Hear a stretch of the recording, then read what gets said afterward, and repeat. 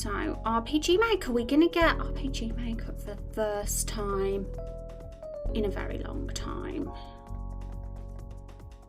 So here's a very first seeing the character creation, guys, and it's what I've been working on off stream a lot lately. I still haven't done the small jobs like getting all of the tall sprites into the lore Bible yet, or what was the other thing I needed to do?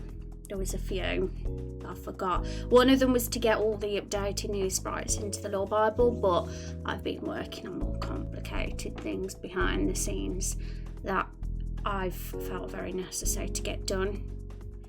Messing with some JavaScript, a couple of bugs to iron out as well, but some interesting developments, that's for sure.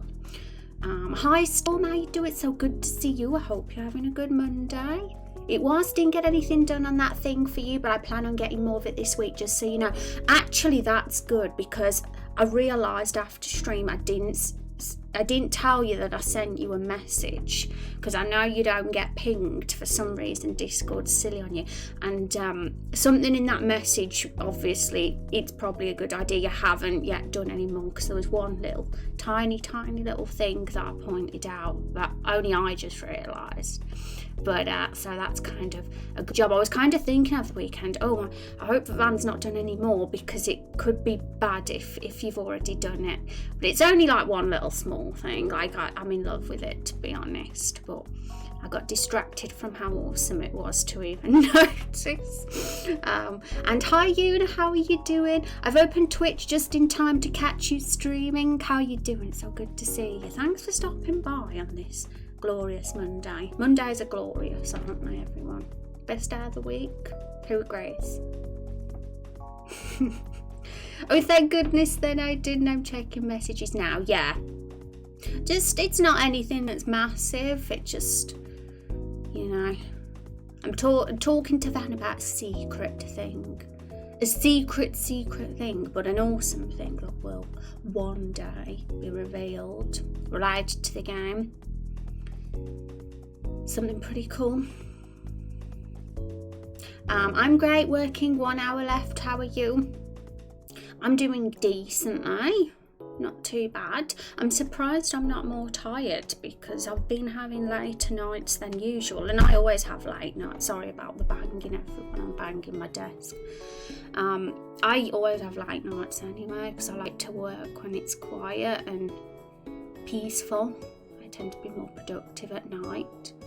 But I've been having even later nights because I've been really caught up in what I'm about to show you today on stream, and I've thought I'm not going to bed until this is done, and I've been very stubborn about it, and I'm glad it's kind of done now. I've kind of cracked the hard parts, and I'm glad that's done and over with, because it would kind of stop progress in other ways, and I'd be trying to fix this, but it's done now. So what time is it now in your country?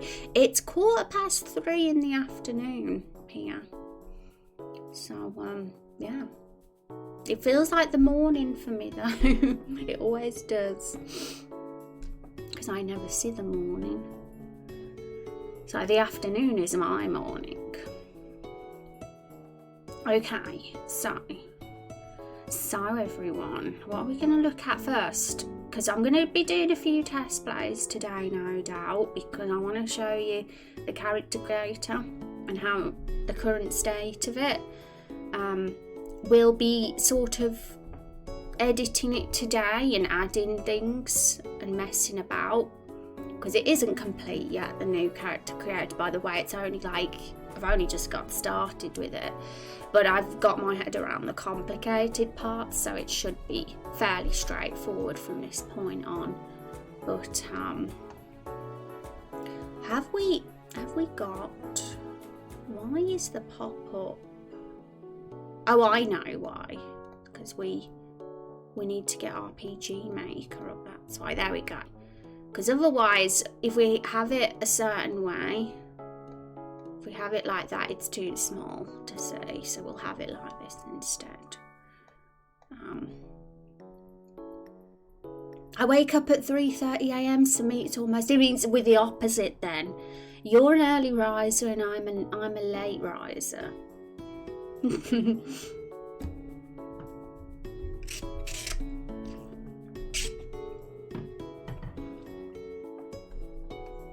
All right. So we're gonna get a bit. You're gonna see all the inner works now, folks. I'm gonna actually delete this opacity thing that I've put in. Reason being, because we don't need it anymore. As you can see, these are the common events, and they're separated into sections related to the custom hero that you pick. So these are all the if statements and variables for the body, for the complexion, and this is for the hair. And obviously we've got more. We've got the clothing based on your class to put in, and the beard as well, and the hairstyle, which is part of this one. And originally I had a little hack, like it was sort of cheat in a way, where I would make the player 0 opacity and made it, then after 40 frames made it non-opaque again. And the reason for that was because there was a little bug where there'd be a flicker on the screen that I couldn't quite get rid of, so I put that there to cover it up. But I figured out a better way to hide it in the end. I didn't fully get rid of it, but I found a better way to hide it, just kind of off screen now, out of the way, so people can't even see it. So I don't think it's possible to actually remove it. RPG Maker can be strange sometimes, and I'm no pro when it comes to what is even going on in the JavaScript, but I did spend ages investigating. So first of all, we'll just remove those. Now we don't need them. All gone. So I have the old custom hero here as a backup, just in case, we don't lose it. But I do have the project backed up on Google Drive anyway, so if I accidentally did delete it and we needed it again, I can just get it back, so it's all fine. But it was all on one file before. All the variables were all on one common event, and it was done like this. I don't think it's showing the pop-up, weirdly, because sometimes it doesn't want to, but as you can see, that's how it looked originally. We used change actor images to change the appearance of the custom hero creator, but oh my god, it was exhausting, because I'm telling you, that's like 200 plus sprites, and it could have been even more if we wanted to include more options, but I wasn't willing to do any more options because there was just so many sprites. And oh my god, I was never really happy with it, because I felt limited. I felt like we'd be limited in the long run by not being able to have a diverse custom hero to a certain extent. For example, in Main Quest 3 we have there's going to be a story element where we can disguise ourselves as reptiles. I would have had to have taken every single one of those 200 plus sprites and done the disguise individually for each of them. It would have been ridiculously time consuming, but I'm attached enough to the disguise plot that I would have done it, because it's funny and entertaining. But since doing this new custom hero creator overhaul, it's not going to be quite as bad, and of course it's still going to take time, but I no longer have to do the design of 200 plus separate sprites, because we're using a composite layered system now, which in simple terms basically means instead of all the heroes being on individual sprites fully, they're layered now. So the hair is separate from the face and the body and the clothes. They're all on separate layers, and it's a trick, a system that's in place where the layers, each layer gets merged into one image to form the hero. and it dynamically updates and changes. It's pretty complicated. It's definitely pretty complicated for RPG Maker.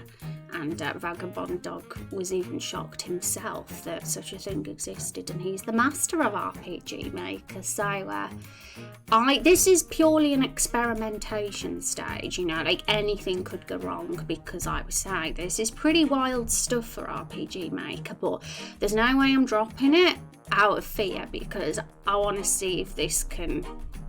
It's going to be good for the project. Like, we're going to be able to be a little bit more ambitious. Now, I don't want to put too much on myself still, because we don't want to go wild. But we can add a couple of extra things that probably need to be added and should be added, which we'll talk about today. That's why I added here, this is what I've got a Google Doc, because we're going to list out what it does so far, what the customization options are so far that we've got, and the extra ones that we feel are essential things that should be added. And we can also make a separate list for things that are desirable to add but not necessarily essential.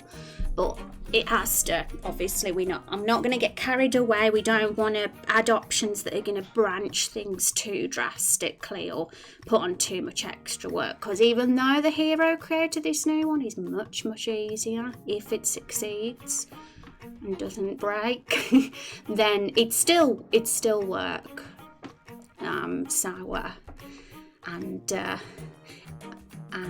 Responded to your message. That's awesome, Van. I'm gonna have a peek now, actually.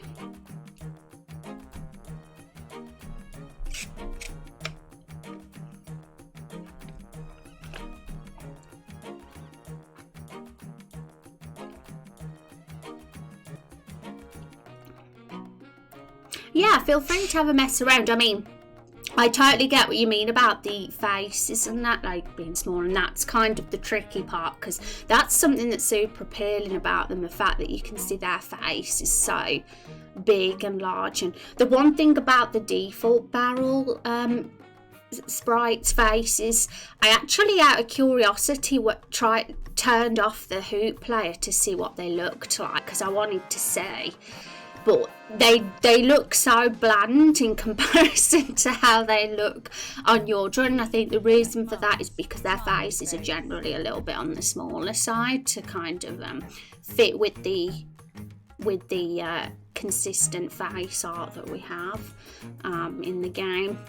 But yes, it looks really good on the digital art. And but have a mess around, see what you can do to like get it to obviously resemble the face sets, but still look good as well on the drawing. Like, don't sacrifice how appealing it looks.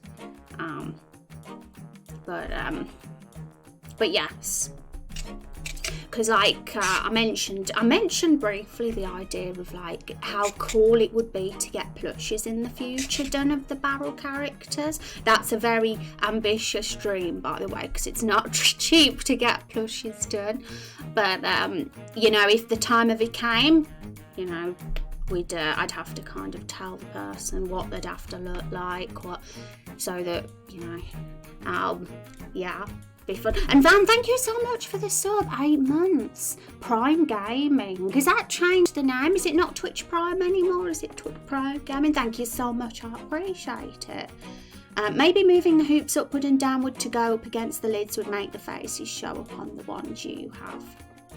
Yeah, like do a sketch or something. Send it over and we'll have a chat and stuff after stream about it if it's easier. But yes, I'm sure we'll figure something out. I'm sure we'll get the best possible. Okay. But no pressure on your end, Van, because it's frigging awesome that you're even doing this for us. And yes, you are a hero. And I'm certainly not gonna pile the pressure on you. No worries. Okay, so where were we? take your sweet time. It's not like I'm like, it has to be done this week or anything like that, because there's still a lot for me to do in regards to the screenshot updates before the Steam page is even ready to be launched. Right now, the website, for example, we've still got... have I crossed the website? No, I haven't. We've still got the small hero sprite here. We've still got, you know, the old sprites on the current screenshots, and I do want to give them an update with the new ones, the taller rows, for example, and the taller heroes on each of the examples, because that's what people look at first when they look at the game. And of course, we want it to be updated with how it actually is, not old ones. So that's going to take time, and I did want to get the custom hero creator done first anyway, because we've got to get the hero assets in place and that, so it's easy enough to get them in game. Hi Zara, how you doing? It's good to see you. This is no pressure at all compared to my cards. Yeah, I'm a chill, cool person. That's why I can't bear those people that are like, they've got no sort of understanding of things and work and how things can be difficult, you know, sometimes. We're not robots. Hi Monkey, how you doing? Keanu Reeves voice, yeah, he's going to be in Cyberpunk. How cool. It just shows that Keanu Reeves has good taste, and it also shows that Cyberpunk have good taste. What a cool collaboration. Because obviously, I'm a fan of Keanu Reeves. Who isn't? He's like super down to earth celebrity.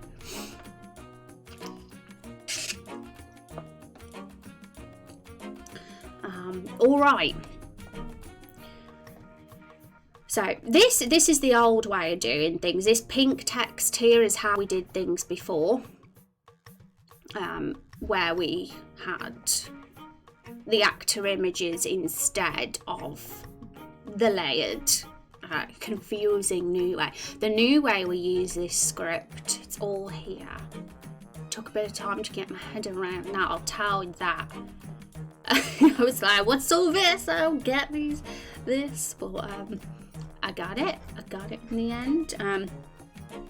So this is where it all, this is the event that processes when the game is run. So it calls the common events from here. That's how it all works. And what we're going to do first, because there's a few tasks for us to do today, I want to do some test players so we can look at it. I also want us to open Photoshop and look at the assets that we've got and all the layered different assets. And also I want to put more assets in the custom hero creator and talk about new assets we can potentially put in as well. Okay, so first job is to make sure it's all updated and the code is as it should be. So the change TV name, change face layer was actually the old way I did things. I do add layer to actor now instead. So we've got to just change to feminine here. It's currently on masculine, and we need to work it to work for that. There's body type as well. I think that's correct. So you can delete that now. So that's the body part. You can choose whether you want the masculine or the feminine body. It does ask you beforehand what your identity is, which is either male, female, non-binary or other. And other will allow you to type in whatever you want. And then the next question is related to your body type. And that means, yes, you can be a female and have a masculine body, or vice versa. So it's kind of fluid in that way. Woohoo! And you know, one thing I've realised about this new upgraded custom hero creator is that we can have bearded ladies now as well. Because before Before it was way too time consuming to not only put all the beards on every single male masculine body hero, never mind all the females as well, but now because it's only just one simple beard layer, it can just go on everybody. Simple. Got a meeting in like 2 minutes, but I'll be back in an hour or so. Hopefully, Gad, you got the scripts working now. Thank you, Zova. Appreciate it. Hi, Titan. How you doing? How you going? What am I going on about today? What's happened to my English language? If your party in an adventure game had a magical pop-up tent, it's not like at TARDIS where it is bigger on the inside, but instead it grows rooms when the name of the room is written on a wall. Rooms can never be taken away and the tent will collapse into a handkerchief, but gets just as big as when put it up again. What would you do with it? Well, I've got to get my head around that one tight. My brain can only take so much after being up until 6 a.m. every night this week. What would I do with it though? I'll probably answer very wrong because I've got brain melt already. I would give it to someone because I'm nice. I'd give it to chat. It was the wrong answer, but that's my answer. Yeah, I'll give it to people.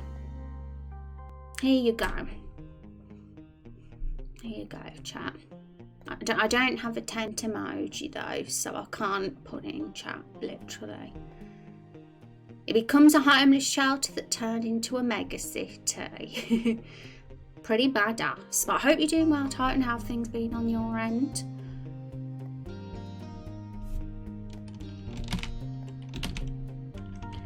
So, now we're on to the complexion section now, and that is Custom Hero Masculine Complexion Fair, which is a file where it's a masculine character with a fair skin complexion. So, we've got to change it now for medium complexion. We've only got 3 different complexions right now. The current / old custom hero creator that we were using had 3 because it was a nice balance really to have 1 light, 1 medium and 1 dark. But we'll look at them and see if there's the potential to add more. But you know, I'm not gonna add to a gazillion, but we'll see. Best to start small and add in updates or new builds, if necessary. If you feel actually we can stretch this a bit further and then add the new things, rather than just do it all first and then be like, oh crap, there's too much here, I've got to get rid of it now. Start small, then grow, rather than do everything and then get rid of things. That's how I see it. Midsega, thank you so much for the 7 months of support. I appreciate that, Midsega. Thank you so much. Love your stream. Thank you. Let's have some hype in chat. Did I give Van hype for the Prime? I didn't. Got all distracted. I'm going to give double hype then, because Van subbed as well and I didn't even give hype. Double hype. How you doing, Midsega? Tiring, working at a factory during the whole quarantine, but at least I got work. Ooh, yeah. It's hard times for sure. For everybody in one way or another. Like, I'm lucky in the way that I can stay at home. And I'm not expected to have to go out and risk myself. But one thing that sucks is that my partner lives overseas and I haven't seen them for a year and I don't know when I'm going to see them again. So that's like, everybody's got their own reason why the pandemic sucks, I guess. Oh, you're doing some coding stuff. Hi Kyla, how you doing? I am indeed. We are, for the stream, we've got features and menus as the title today, because that's what we do. We're looking at our custom hero feature, which did get implemented very, very much at the start of this. I think I'd actually done the custom hero creator before we even started stream number 1. It was something I did before we even started streaming this project as a community. But I was happy with it. I put a lot of work into the old custom hero creator, but it was just very, almost impossible to,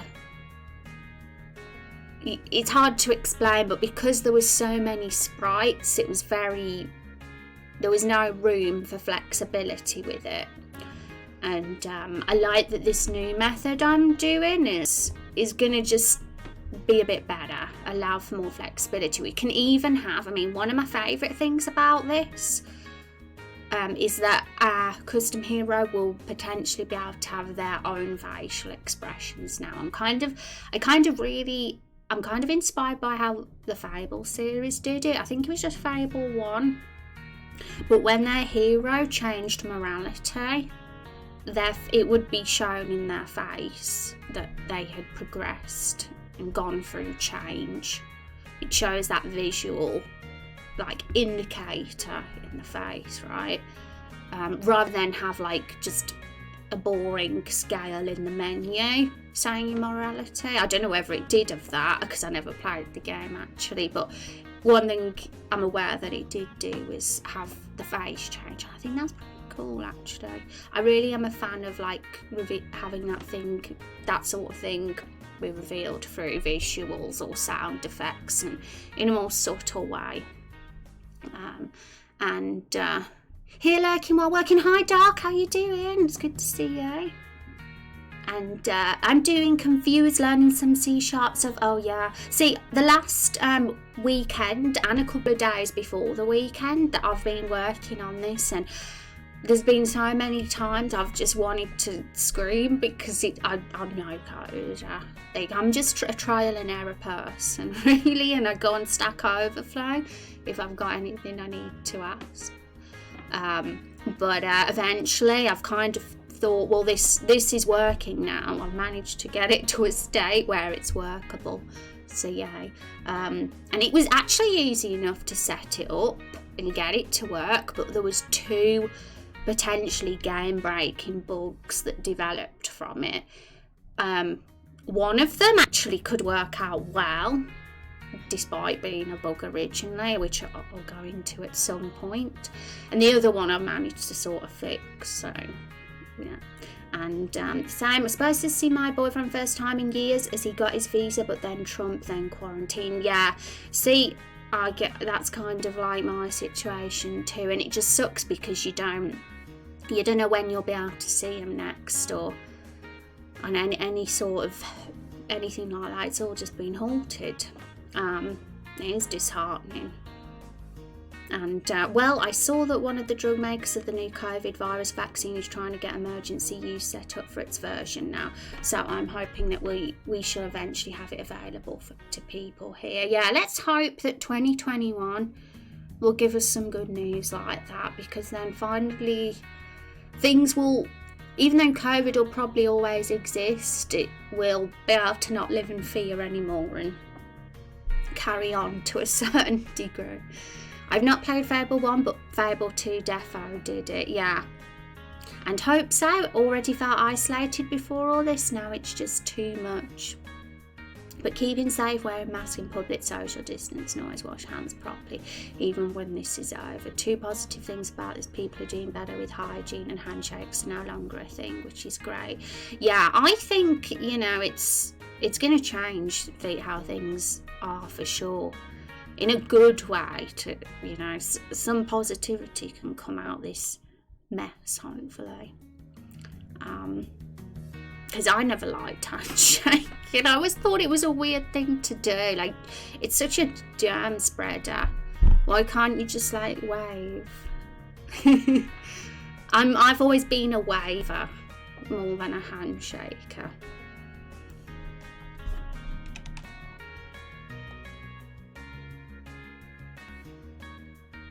I thought I changed that to medium complexion, but I obviously didn't.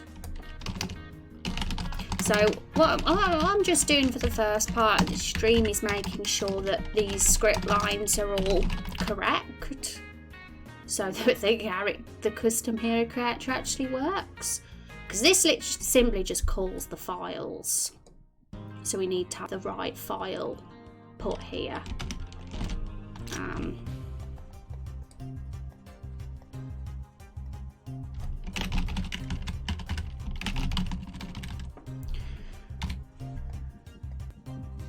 And it'll forever stay that way. Like once that file's being called, that file is stored as the variable complexion 3, for example.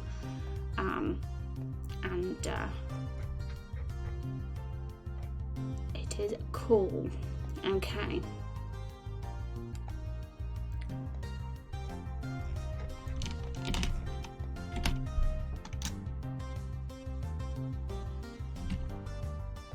So this is the same again for body number variable 2, except this is for the feminine body type. So I've got to just change it to feminine from masculine. Because I've already, as you can see, I've already got it here anyway, but I'm deleting it and doing it again, and that's because I've kind of changed part of the code to something that's actually going to just be a bit more appropriate for layering.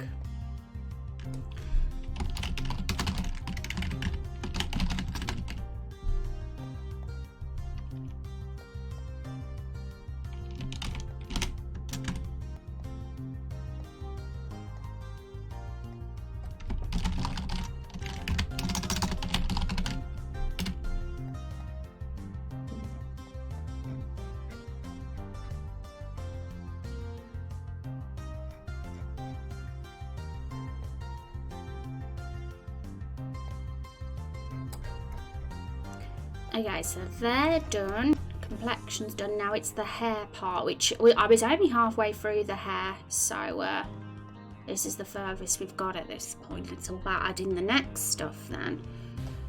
Not another bloody bot. What is going on with Twitch and the bots lately? It feels like they've taken over Twitch because a lot of streamers get this. So I've heard, and I've even heard that the reason why Twitch stopped showing certain raids under a certain number or hosts under a certain number on alerts in the stream is because it was to prevent bots or something. I don't know. Silly. Going to work hard to make sure of it. Yeah, I think you know how things are, like the fact that Trump doesn't exist anymore, you know, is a positive thing.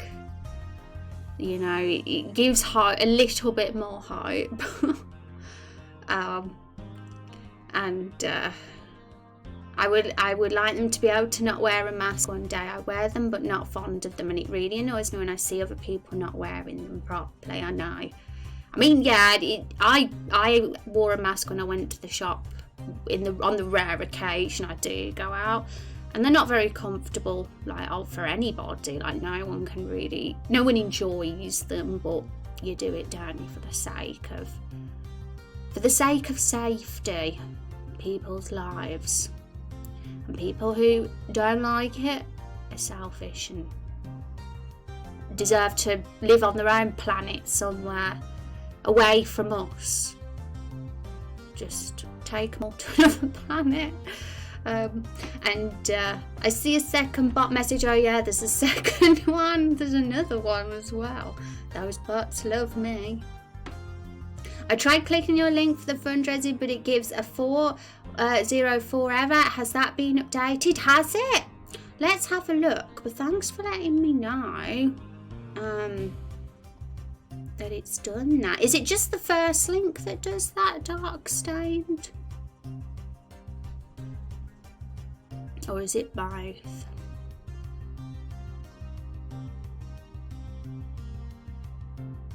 What the first link is a twit long, basically.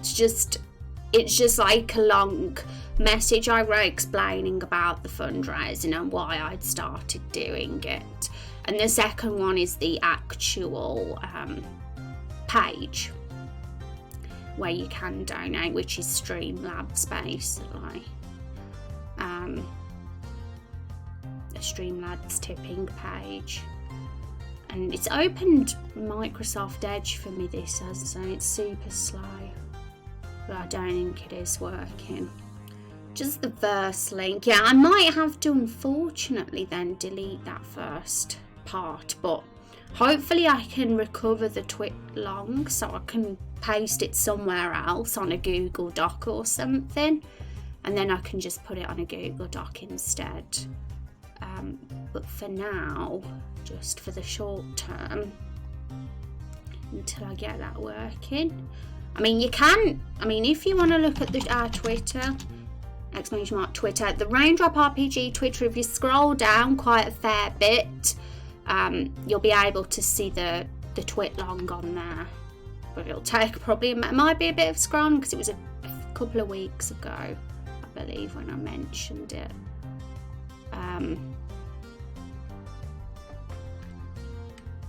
But yeah, so I'll just put that info in a Google Doc if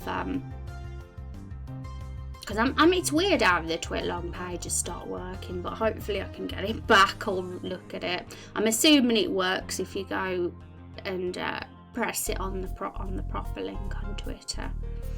But I'm sure I use the same link, but I don't know. Horrible at Twitter, yeah. I'm pretty bad at Twitter too, but you know, I'm hoping one day I'll crack it.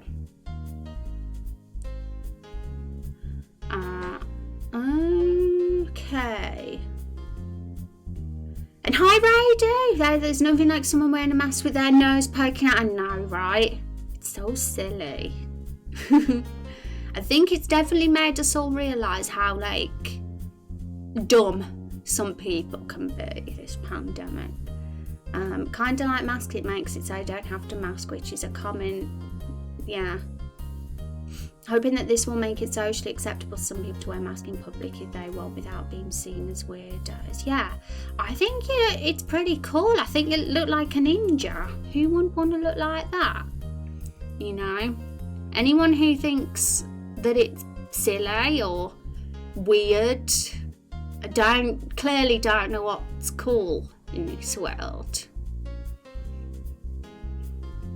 And I just don't like not being able to hang out with friends in person except in specific ways that are difficult to do in a small place. Yeah.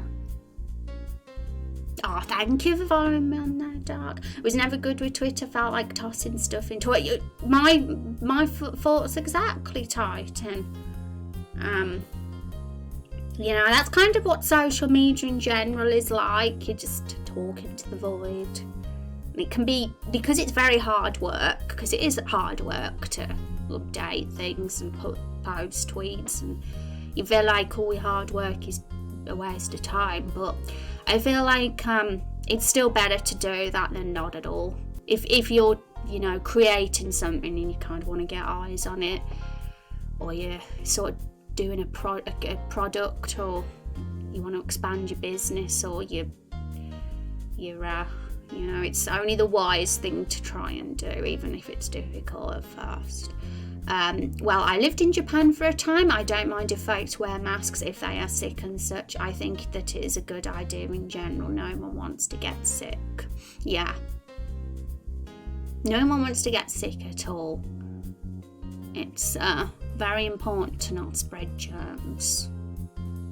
And that's why when I was at school and stuff, I always agreed, like, if you were ill, if one of the kids were ill, they should go home, right? Even if you're at work and one of the workers, one of your colleagues is sick, just let them have the day off, for God's sake, instead of spreading germs around to everybody else. But yeah. Hi, by the way, Rose, hope you had a great weekend. Yeah, a weekend of trying to figure out the new little changes that I've added to the game that are going to significantly improve things in regards to the custom hero creator. It might not be obvious from the hero creator, because I don't intend to add tons more options, because I don't want to overwhelm myself asset wise, at least not at this point in time. If I'm gonna make any like different some real additions, it'll be in a future update, a future build, one of the future alpha builds, because it's better. I always feel it's better to start small and add if what's smaller works, rather than start big and then have to get rid of things because there's too much to keep up with. That's kind of what I'm trying to do. So I've already made a Google Doc right here. Where is it hiding from us? Here, custom hero creator ideas. So I'm gonna basically write down what we've got so far and potentially talk about any additions we feel are essential to the custom hero creator that we might be missing. But we're not going to go like overboard or anything like that. We're going to think about what really could be really cool to add that is missing right now. Like, for example, the only hair colours we have so far are blonde, brown, black and red. But what about a grey hair, right? Someone might want to play an older... I wouldn't mind adding a grey hair colour or something like that. Like, if we feel that we're lacking a certain hair colour, then I feel like we had quite diverse hair colours, like brown, black, red and blonde are quite, they're quite different from each other, so they were fine. But, if we... feel like something really does need adding, then we will, because this new layered approach, this new layered method for the heroes, it's going to make it much. It's not going to be hard work to just add an asset like that, like it would have been originally.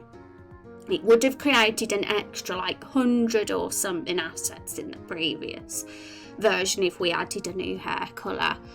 But with this one, it's just a bit of extra work, but not anywhere close to as much. So, hi Chubb, how you doing? Thank you so much for the 31 months. Oh my god, 31 months. How about that, chat? Let's give some hype to Chubb Cheeks for being one of the OGs of the channel.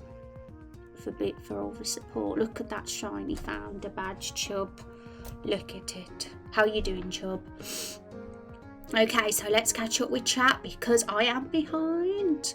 It only gets weird when the Naruto headbands come out. Hi, by the way, yeah.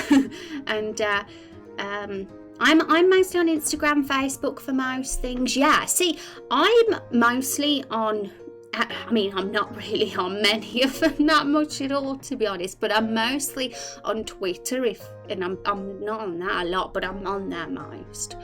Second most is probably Instagram, but I'm still barely on Instagram, but I want to try and be more active on there. I'm going to try. It's one of my goals to find some time to at least post once in a week or once every couple of weeks. And as for Facebook, I haven't been on it since 2017 or something. No, 2015 actually. I really stopped using that site, and it's because I don't know about you guys, but I've found that with Facebook, you have to they don't like it if you want to be private about your identity. I couldn't call myself Rose Rainblood on Facebook. I tried making an account called Rose Rainblood because it's my, and they were like, no, we need your passport, we need your real identity, this account is closed. And I was like, well, I don't really want to have an account with my real identity. It doesn't make me feel very safe when I'm a person online. I feel a bit weird because on my Facebook I've got all my old college buddies and old work colleagues, and I feel a bit uncomfortable with them kind of invading in on what I'm doing on here, in case they come in and start saying my real name and where I live and all that. That would be freaking scary, so I kind of keep away from Facebook for those reasons. Titan says bots become common in a site when it becomes popular enough that people think they become famous on it. This happened to me on YouTube. Made me sad when the sudden influx of views was a scammer saying they could further boost my numbers for Bitcoin. It's so silly. Like, why would anyone want fake views? Like, you know, it's just empty views, right? Just, I'd rather have 0 than like 1,000 fake ones. Is this RPG Maker higher or Black Lives Matter? Yes, it is. It's RPG Maker MV, and we're trying to break it as much as possible. That's the goal here. And hi, Chub Cheeks. We have known you here a long time. And you know what? I miss telling you to get Mog out my face. Do you miss Mog? Are you missing Mog, Chub? Grey, white and bald. I thought bald could be a good option actually, because the one good thing about bald is it doesn't even require any assets. You can just keep the hero as they originally look, right? So for the layered system, bald isn't hard work at all to implement, because you don't even have to create an asset for it. So yes, Van, I think those are good colours. I mean, if we wanted to like really go further, we could add more exotic colours like pink and things like that, but we'll leave that for now. And if I feel we could, I'll add those in a future build, but we'll keep it simple for now. And you know, we won't go too far. We won't go too extreme with the options, because at the end of the day, we still have stuff that we'll need to keep updating, such as outfits. And like if we were doing the reptile thing, it's a question of how, you know, if we expanded it too far, it could end up being still a crazy amount of work and editing to do. But I still think it's definitely not as bad as it was before. But we'll take it all slowly if we're going to add things. I missed, Chub Cheeks, evil antagonist, his air run barrels run. Yeah, Chub Cheeks is an interesting antagonist, because I really like how he's not like really known so much so far, but he's going to be like key to the whole barrel plot and more, and very much involved as we go along further. But you know, he might not be as cut out evil as we think. You know, he might have he likes hamsters, so you know, some sort of wholesome scenes where he's saying nice things to a hamster might make him a little bit more relatable, because even baddies like animals. Even Hitler liked his dog, right? I don't know, I heard someone say that. I'm a realist or something. Humans are evil. Yeah. The old days when you had it real. The days when, you know, I was blooming clueless. And I know several people that don't use their real names on Facebook. Honestly, I hate using my real name on Facebook. Yeah, it scares me. Like, I don't even log in Facebook anymore. I deactivated my account because I just don't like it being there. I even took off my profile picture because I don't want people finding me and all that kind of thing. It's just a bit weird how you have to be so... give your real details out. Like, what is wrong with having an internet name, right? Because at least you can do that on Twitter and Instagram, but on Facebook they go all funny about it. And exactly about the YouTube thing, there's views are now just a reminder of it and bring no satisfaction, like knowing someone may have enjoyed my content. Yeah. And it looks weird as well when someone's got like loads of fake followers, but there's no engagement there really, because then people are like, well, this person's got loads of followers but no one's interacting with them, so they must not be very good, you know. So it's better to not even go there. It's silly. And I'm bringer of life. Those barrels would be nothing without me. Never. Chub Cheeks' character is, you know, I think it'd be, you know, it's good if he's like one of those villains that you can sort of relate to some degree. Those are always the best villains. Even if they're chaotic evil, you can make them relatable or sympathetic to a certain degree. I don't use my real photo, I use one of my MMO characters. Yeah, it's the smartest thing to do, I think. Use one of my characters as well, though, the story ones. My sister has her, she doesn't have her surname up, she just has her first name and her middle name. So she has it like that because she's a teacher. So she doesn't want all the kids finding her on Facebook. How weird is that? If you're a teacher and the kids stalk you, weird. So that's why she has it like that. But I still wouldn't want to do it that way because I've got my actual real life middle name is Rose, but my first name is pretty unique and uncommon, so I wouldn't really want it up there.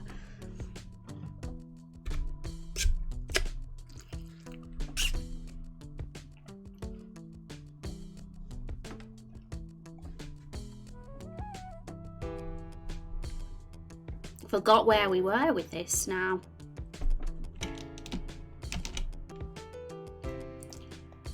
Hair colour 2, hairstyle 1. So that's still the short hair but brown. We could even have more hairstyles as well. We've got a short and we've got a medium and we've got a long so far. But then again, we have to think of essential hairstyles for the sake of us not going overboard here. And I suppose bald is a good essential hairstyle.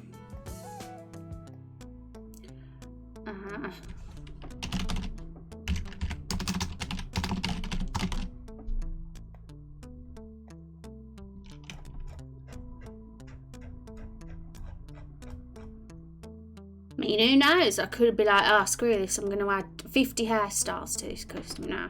But, you know, I wouldn't add that many. But I could start thinking, yeah, I'll add a few more if I get in the mood and I feel like it's not going to overwhelm me. But I'm going to be sure before I do it. There we go. So that's, yeah, those are updated, I believe. Don't think there's any errors in that code. So I think we're up to date. So far we've got the bodies in, the masculine and feminine body. We've got the complexions in, the light, the medium and the dark. And we have the blonde short hair, the brown short hair and the black short hair in so far. And I actually did pick a different short hairstyle, one that actually works on both feminine and masculine characters. You know, and because I'd rather, you know, whether you're masculine and feminine to still have the same options ideally. Your first name has a unique spelling. I would probably spell it wrong if I tried. Yeah, my first name's extremely weird. That's why I decided to go with my middle name as my online name, because Rose is very accessible and very common. So it was ideal, really.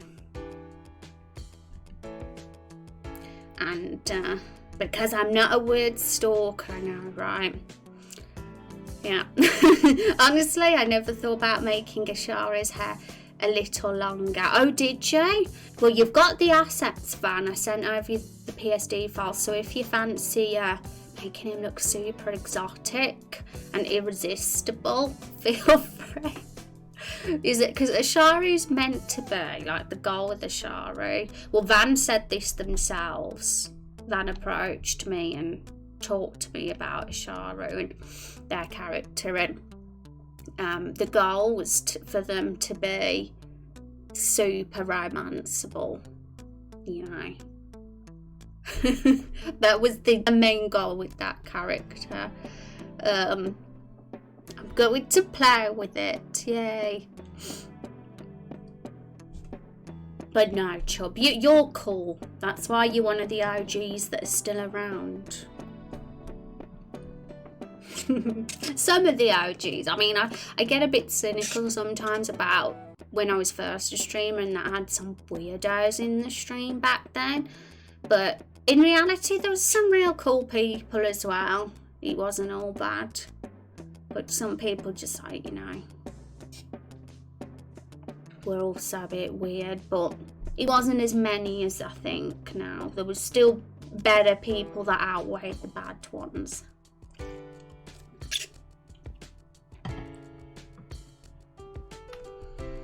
Alright, we're going to do a test of our custom hero creator. I'm a little nervous because it's broke. Well, expect it to be broke, okay?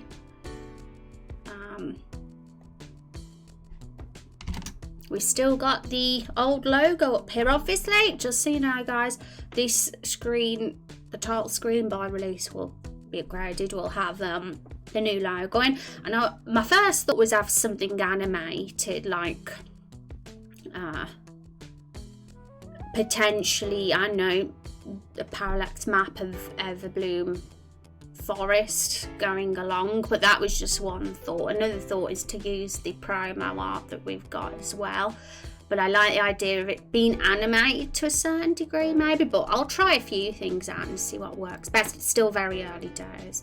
I'm not like prioritizing the title screen right now, but we'll see, because whatever we have as the title screen come release, it's got to kind of be something that's easily adaptable between episodes and follows. That's the same theme for like episode 2 and then 3, etc.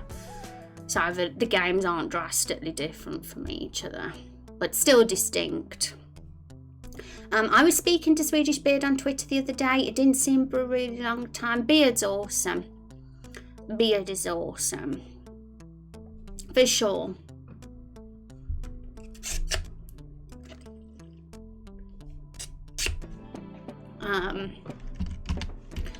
Okay, so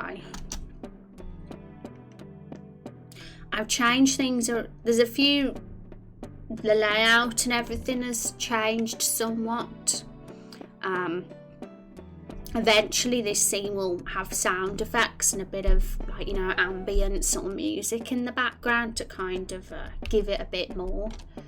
And some of this text will be edited too. I've actually got the updated text, so I might change it today, but we'll see, because we're also going to look at the assets today. We'll see. So now we've got our choices here, rather than off on the sides in small plain text. Because this is the UI in-game for choices too, and there's a reason why I've done it this way now, which you'll see in a minute.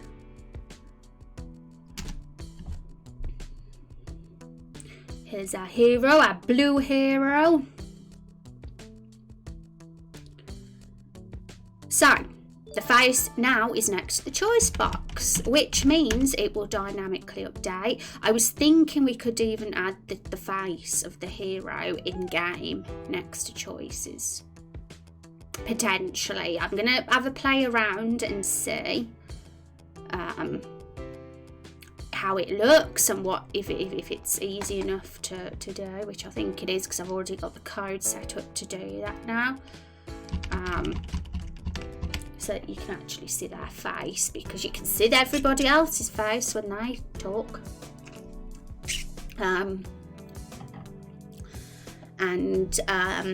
I just remembered I put food in the oven and lost track of time. Oh no, it's not all burnt, is it? Warbird, thank you so much for that follow, Warbird Games. I hope you're having a good day. I've enabled mouse as well now, because originally I did disable. Oops, that was an accident. I chose the fair complexion now, I think, by the look of it.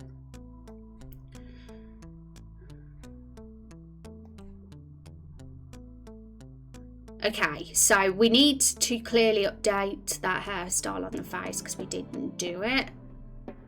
And the timing on the face is a little bit off sometimes. The text comes up before the face. Might need to adjust that a little. But yeah, basically with every choice you make, the hero's face should also update by the dialogue boxes.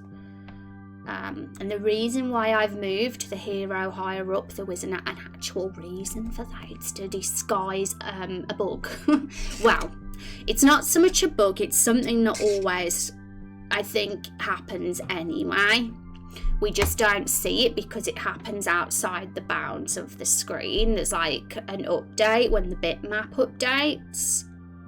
But because by default RPG Maker games have a smaller resolution, so it doesn't really matter, it happens off screen no matter what. But because I'm using like a 1080p resolution, it didn't do that, and I had to kind of have a mess about with things. And I am cracking it a bit. I think I've got some solutions for how to handle that. And that's a cute hair, it is, and it can be in the female bodies too.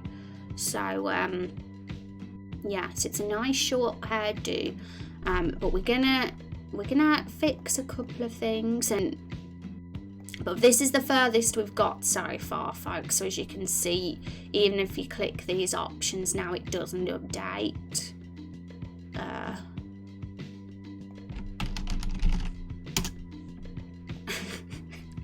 Typical that I put that as the name. I like the vibes of the look of this character created through. It's very kind of it's like moonlight, isn't it? It's very, very cool. Yes, I'm ready. Okay, so he's a naked boy at the moment, and he's not got his clothes on yet or anything. We'll add those extra assets probably. Well, my goal is to do them off stream as well, but we'll also do bits today. So this will then take us into the game as the scene that we've seen a bazillion times now. He's taller now because we got tall sprites, so you're actually sticking out the barrel a bit more. I was thinking of when we redo this scene, because obviously we've added more. We've recently expanded on this scene with the Carol dialogue, and we're gonna have a Lakefall NPC come as well. I figured we could have them ducking in so they're only half peeking out the barrel, and then because it looks a bit weird being in there standing up, but we can sort of give the illusion that they're sitting down in the barrel, I guess, and poking their head out. Just do hunters in the barrel. Did you already change that wording? I don't know. I haven't, Van. That's what we're going to be doing. I might actually update some of that text today as we upgrade the assets as well, and we get the assets all working. I figured I'd all do it together because the hero creator needed an overhaul in both ways, dialogue wise and asset wise. But yeah, he's not wearing anything, so we haven't done the new tall sprite clothes for hero and warrior yet, but that's on the agenda. But as you can see, everything's working well. You're walking around, you can go out. I'm going to go on dash mode, so we can also use the mouse. I don't know if I like this little light up square though. I might delete that, but that's there by default. I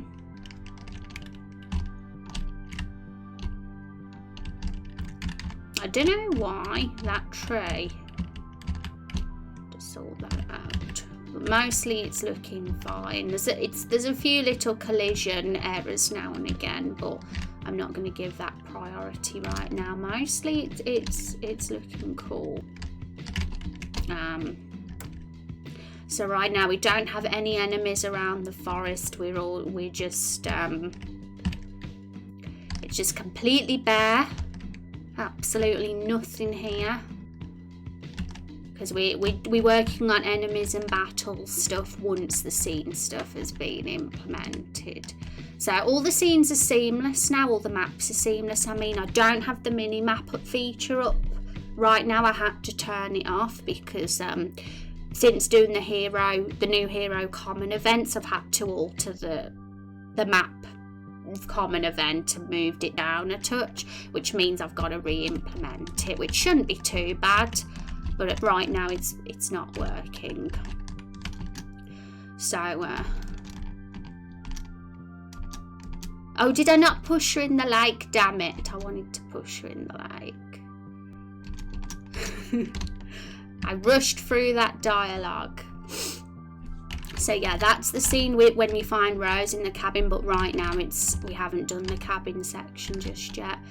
This is the scene, I mean, this should trigger the scene with Carol and Rose when Carol recognises Rose when we walk past here, but obviously it's not going to trigger that until Rose has joined the party. So yes, and right now you're bald because we haven't put the hair reset on. We still got to do that, but it's nice to see it's working and that the layered hero is successful, and they basically are the same as how they were before. And yeah, we've got a big black line here because we need to, the plan is before we release the first build for sure, I'm going to fill in these black lines with some extra mapping just at the sides for visual sake right now, and eventually we'll expand those maps further and have visitable areas, but for the sake of the first playable build, we'll just like have mountains and trees in the way maybe at first, just so it looks, so we don't see the black lines, but that's a later thing, that's to do as a later thing. We'll get the scene work done first. Okay, so, and no wonder Carly's crossed out. Be hilarious if he was like that for the first few moments and had to get his clothes from a nearby box at Carol's insistence. Oh my gosh, yeah, like, because in like falling from the setting and the world we've kind of built, it seems that the villagers of Lake 4 have several warriors and hunters round there protecting them, and they just assume that you, the hero, are one of them, and they're like, get back to work now, we need you to keep us safe. And it could actually fit that moment, they're like, get back to work. They you know, give you your clothes themselves rather than them being a chest. Maybe it'll be a little bit more, and they could like throw your clothes at you and say, you know, get back to work, put those on now. Something like that could actually flow quite well in the opening scene with Maid. So I'm going to put that in the back of my mind, and when we revisit the dialogue streams this week, because we'll probably go back to doing that, finalising main quest 2, we'll have another glance at that opening scene and see if we can fit that in somewhere. Well, we don't know how the hero gets in there in the first place, so showing up in their undies might be fun. It adds just a bit of humour and entertainment to the opening scene, and we want to do all we can to make that open scene just interest players enough to want to continue playing the game, right? Because that's the whole point. We don't want them to turn it off and be like, well, this is just like every other RPG out there, that's it, I'm turning this off. We want to like make them just so enthralled that they can't resist carrying on. So I feel like we've got many things that hook you right now. We've got Carol herself, that's a hook. We've got quite an advanced custom hero creator for an 2D RPG game. You know, I don't think many have been as actually, that's a good question I want to ask chat. Give me a game, tell me a game, chat, that's a 2D that has really cool character customization. Ideally an RPG game that's 2D though. I know there's a lot of simulation games out there that have good character customization options that are 2D. But I'm particularly interested in knowing 2D RPGs that have cool custom hero creators. So if anybody knows, I'll ask us a few times in the stream so that everyone. So I want to know as many 2D RPG custom hero creators as possible, because I can't actually think off the top of my head. I'm thinking now, are there any? What other 2D? I mean, there's got to be some. I'm just not realising. And I'm not sure I've seen any, but then again, I've not played nearly as many as these Star games. Yeah, there's got to be some, surely. I can't be the only one in the world who's doing this. That would be crazy. I mean, that's why I want to ask. Like I said, there's plenty of 2D sim games, like Stardew Valley. They've got it. God, there's loads of 2D simulation games that do that. Even Littlewood does it, right? Even, what's that other one? That other 2D sim game. There's so many 2D sim games out on Steam, and nearly all of them have custom hero creators, because in sim games, character customization is just such a key thing.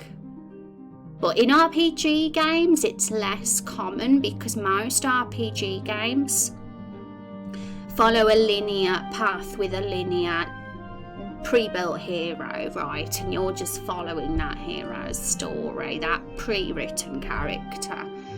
And the only RPGs springing to my head right now that let you create your own custom hero are actually 3D RPGs. But I can't think of any 2D RPGs that do this. I'm actually really keen to know this now. Hello, how are things going today? Hi Rex, how are you doing? Do you know, I'm going to ask you the question, Careless Handsome. Do you know any 2D RPG games that have decent custom hero customizing options at the start of the game? Like, and is in custom hero options where you can choose their appearance. You know, because I know there's a ton of 2D simulation games that do that, Stardew Valley and loads of others like that, but I can't think of any 2D actual RPG games that do it, and I'm thinking that surely there must be some, and I'm trying to think where are they, name me some, because I want to, I definitely want to make a list so I can spy on them. Maybe Ragnarok Online, let's have a look. Just going to do a Google of that one. But I don't know how good it is. Okay.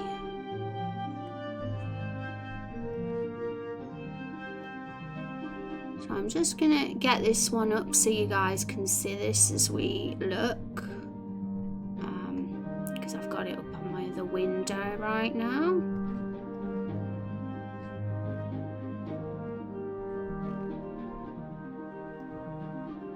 See, at first looking at this, I thought it was a 3D game, but it is 2D. But it almost looks 3D, doesn't it?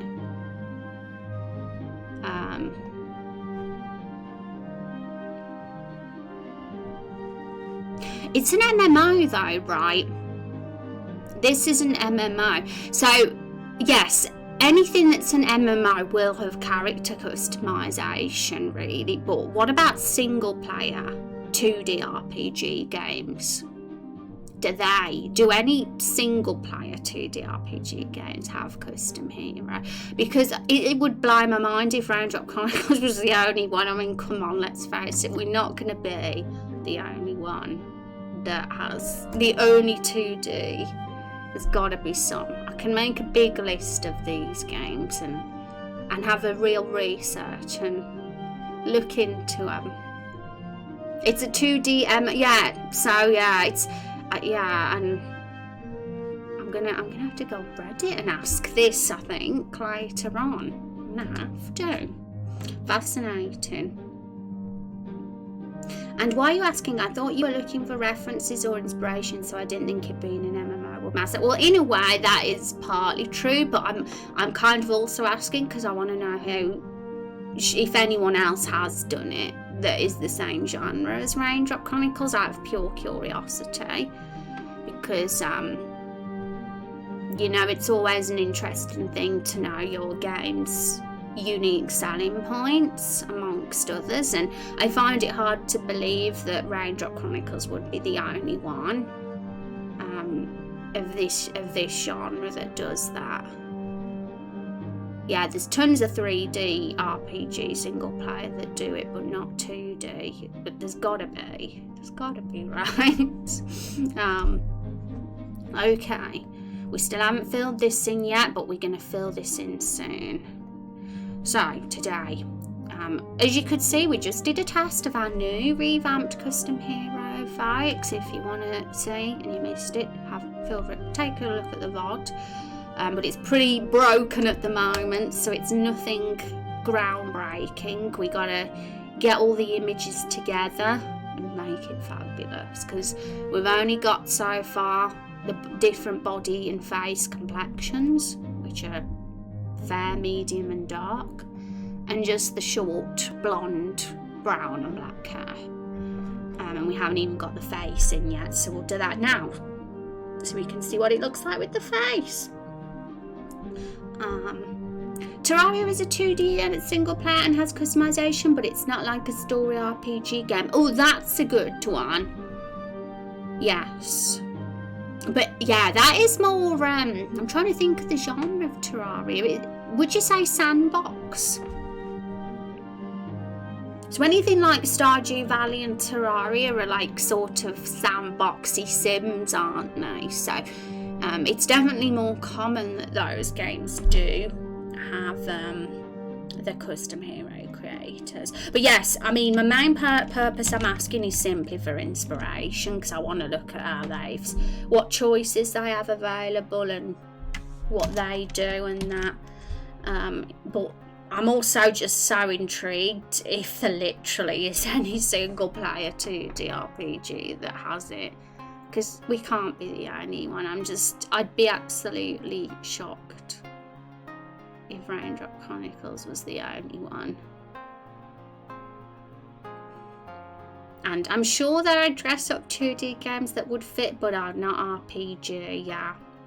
And I think it's because there's not a lot of 2D RPGs out there that are non-linear. And by non-linear, I mean not a preset determined story and protagonist, because most 2D RPGs do tend to fall under that preset narrative, don't they? Final Fantasy games, even Chrono Trigger, and that did have to some degree have multiple choices and that and endings, but it's still it was only Chrono that was the protagonist. Hi, hey, how are you doing? Welcome to the stream. I think you're right that it's very rare. I can't think of any strictly single-player RPG games off the top of my head. I think part of it is because these type of games tend to feature specific animated cutscenes, so it's more difficult for artists and animators to have a variety of main characters drawn for the same cutscenes. All right, interesting. So, because yes, that is a very understandable reason why some games wouldn't go for the multiple heroes, and that is also what I was saying earlier on this stream about why I don't want to go too crazy with the assets. But to a certain degree, I'm intending for our hero to be pretty pretty expressionless in regards to the fact that he's not going to be as animated as our preset NPCs that we've got here, because of course it's going to be way more easier to do like different positions and that for one asset compared to tons and tons of heroes, but it's a little bit easier now we've got the composite layered system for sure. It's definitely less scary, but it's still hard work still. But yes, it's interesting, very interesting indeed, because it's still the same for 3D RPGs, because there seems to be way more 3D single player RPGs that have custom heroes, right? And you know, to a certain degree they've still got to be animated the same way as 2Ds, right?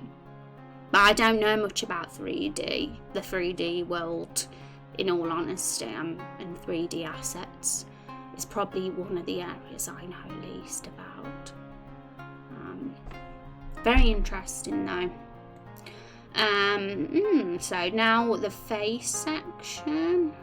So all we have to do is change the TV part, face. I think that's enough. I think that should add the face, blonde, short hair to the character. Let's do a test and see if it works. And I haven't got, volumes at 0. So I do have a screen resolution plugin, by the way, that I downloaded that will let you play the game in different resolutions, because obviously we're using the 1080 for this. I just love the idea of running a full screen game rather than the default tiny square that RPG Maker forces you to have. You know, it's also important that it fits for other resolutions too. And the good thing is though, it seems that, let's just look at the plugin, because I kind of want to check, just remind myself how all this works with the resolution thing. There's a mush plugin that allows you to,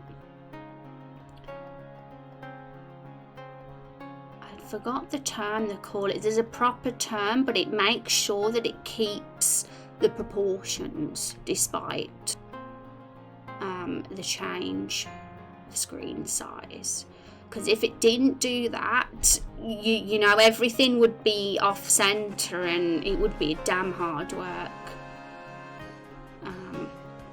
Okay, so oh my goodness, True Baldy, 11 months. I know, almost here. How are you doing, True Baldy? It's so good to see you again. How have things been?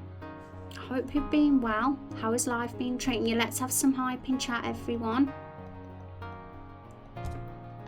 for that special 11-month sub that is almost a year. Got a meeting, so I'm AFK for a bit. We'll be back. Take care, Van. Thanks for your idea, by the way. I don't know if you're still here. You've probably gone off to meet, but I like the idea of the hero being nude at the start of the game. For anyone who's just walking in and is like, what the hell are you talking about, Rose? What do you mean the hero's going to be nude at the start of the game? You'll understand in a minute. Right, new game. This idea only came because we haven't given them their clothes yet. Hi Matt, how you doing? It's so good to see you. And I'm going to catch up with chat in a sec, because I see Peeps says, yeah, the cutscenes would be something to think about. And yeah, I think for 3D RPGs, most cutscenes use those same models that the user creates, which just kind of plugs into the scene. Yeah, I think 3D can probably be a little bit more flexible in that way. But I personally think, you know, it's like, what's more important to you? Having a preset hero and being forced to just have that one hero and have them be like super animated in all the scenes, or have a custom hero to build how you look but then be a bit more wooden. Which one's the better one? I mean, both. I mean, it's totally fine to have a preset hero in an RPG. I think it's cool. Some of my favourite games have preset heroes. But I also think for what we're building here with Raindrop Chronicles, moulding your own hero, the whole moral system and that kind of thing we're going for with the multiple roots. It just really fits that custom hero. It's more than a predetermined hero. Yeah, it's just a little harder to compensate stuff for sprites because you can't make multiple meshes that fit into a single animation rig when you don't use models or animation rigs. Yeah, so it seems like that's probably the reason. It definitely makes sense for that to be the reason. And it's like workload and that for people. And I guess it just shows what a crazy person I am, doesn't it, folks? Because she hasn't stopped me. And I thought I'd step by, been a long time since my last visit. Yeah, but it's always lovely to see your life takes over, True Baldy, as we all know. But you just stopping in and saying hi to us is awesome. Even if it's a minute out of your day, you've still clicked on our stream and said hello. Okay, so this is our new rehauled custom hero creator, folks. And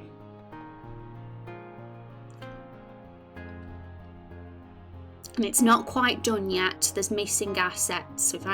We're only just starting to implement the layers, because before I did all the layers, in Photoshop and arranged all the PNG images, I wanted to make sure it worked first. So I only put the current assets in as a test to test it and see if it was actually even gonna work, and it looks like it's all good. So is the hair, have we got the hair working? Yeah, the timing's a little bit off with the face, so just be aware it's not 100% perfect, the UI right now, with the time, and these boxes come up before the face right now in some of them. So we've got the blonde recently. Okay, so we managed to get the hair on them now.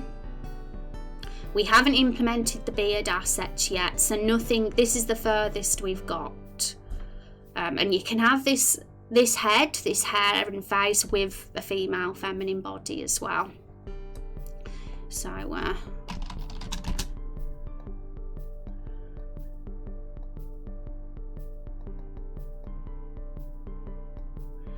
as you can see, they're nude. They're in the nude. Well, not entirely because it's still got pants on.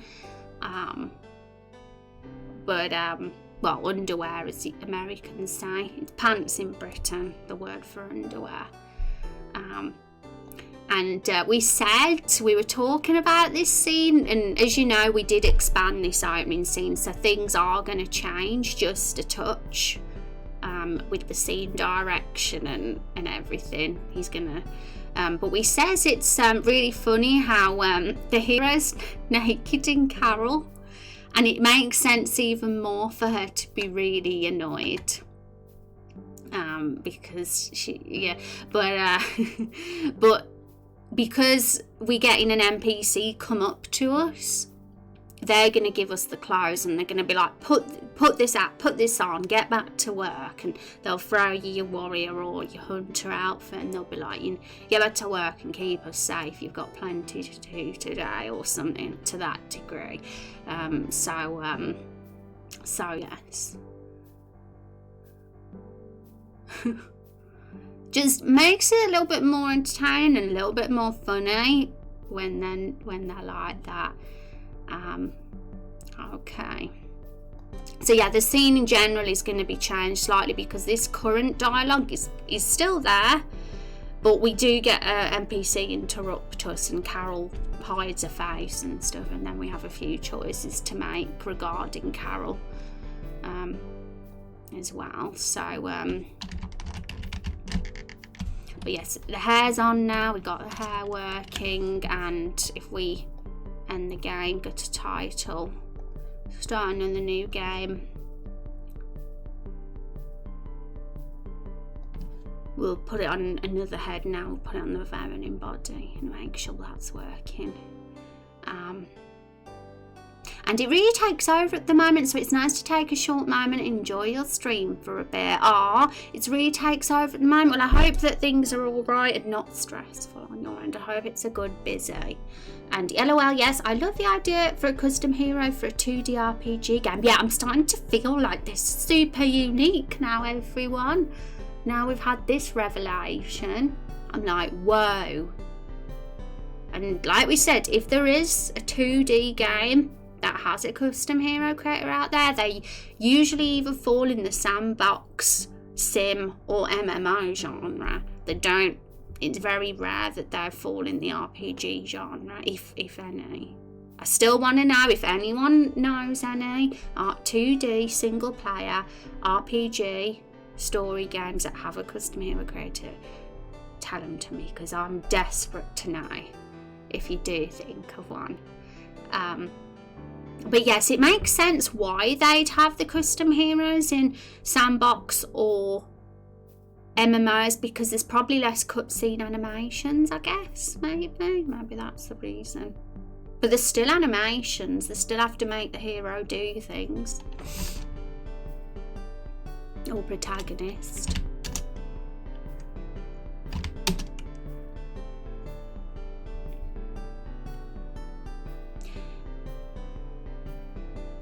And we've got her covered up as well. So she's sort of a... they were nude originally, but I had to put some clothes on them, some underwear, because this game would suddenly be an 18 plus mature game, and it still might be.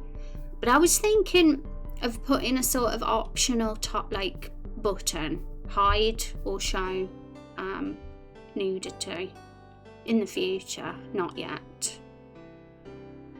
If it was optional to have it in a game, because I know Cyberpunk are doing this, and all it is a simple switch, you know. If they've said no nudity, then you just make sure the switch is off or on for those scenes. Would that make the game available for younger people to play because the option's there? Or is it still got to be a mature rated game because they have it as a thing? I'm no pro at how these age rating things work. I've got to do my research. And I know some games that use composited hero sprites, but they tend to be online games, yeah, like MMOs and things. I mean, the fact is, RPG Maker as a program, as an engine, which is a very common 2D RPG engine, doesn't even allow, well, by default, they don't even have a composite system, and there's not even any full version workable plugins either out there for this program that are composite plugins. I had to use an alpha build that someone made that was on GitHub, and it was very rough around the edges. The creator even told me that I've got my work cut out for me, and it took me nearly a whole week to get it sort of at a state, and it's still in an experimental phase. There could be any bug that pops up at any moment, for all we know, but I'm stubborn and I'll try and solve it. But Vagabond Dog came in and was like, and even Vagabond Dog was shocked and surprised, so it just shows how unique it is to have such a thing in a game of this nature. Time to put this to Unity. Hi Broke, and how you doing? You know, yeah, like Unity's great because you can do whatever you want. Like, there's no limitations, and it's not like you're like, oh damn it, there's no plug-in for this, what am I going to do? Because you can do whatever you want anyway. But it's having the knowledge to do it in the first place, you know, that's the challenge. It's also very fun to break an engine. Can be a bit dangerous, but still fun. All I ever do is break RPG Maker MV, because I'm never satisfied with the defaults.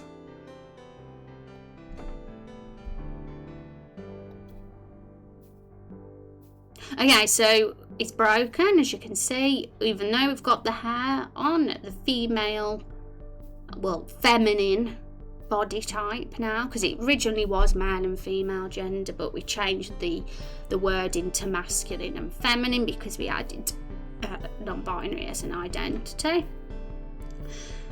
So we got to make sure, for some reason it didn't work with the skin complexion for females, so I'm going to have to double check that and look why it worked, but it's probably something super obvious. So back to RPG Maker. But yeah, I've got a lot of testing and stuff to do. I'm intending to spend most of my off-stream time getting this revamped and at a good standard. But I wanted to spend today showing you and just having a chat about it and what we've got working and what the plans are.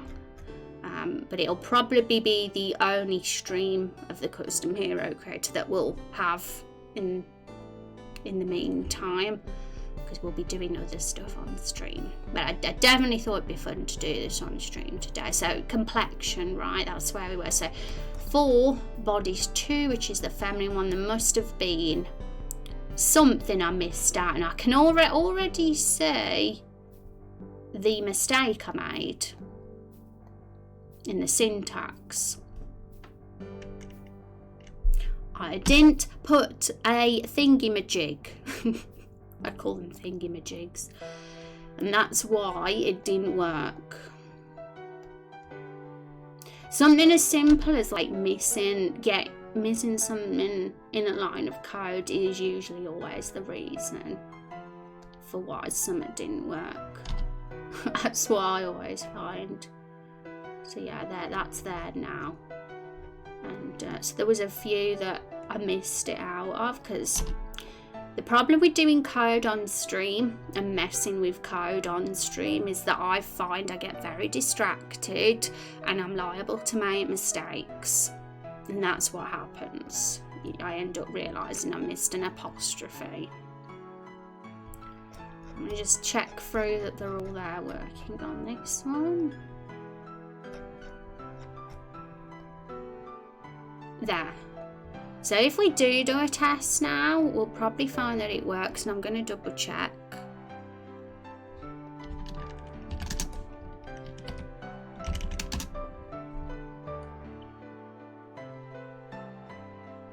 I think most Sims can't get away with pre-made characters as easily, since there's so little to define the character, so any distinct details come off as arbitrary and distracting, while MMOs obviously need to let players tell each other apart. Yeah, imagine how disastrous it would be if in an MMO everyone was the same.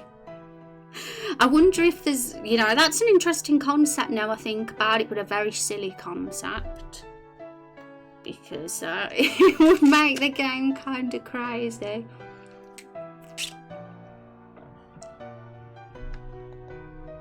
But yeah, it makes sense, and I guess in a way I'm trying to do something different with Raindrop Chronicles, because there's not really any games out there. I'm still convinced there's got to be some 2D single players. I'm struggling to accept the fact that Raindrop Chronicles would be the first one. That would really make this game pretty unique if so, but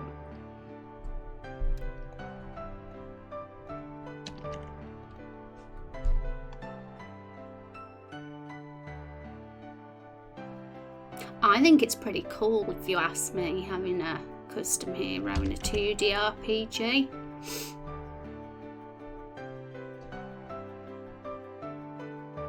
Okay, did that not... Something didn't go through, so there must have been another mistake. Let's have a look. Analyse the code. So we know that this one works.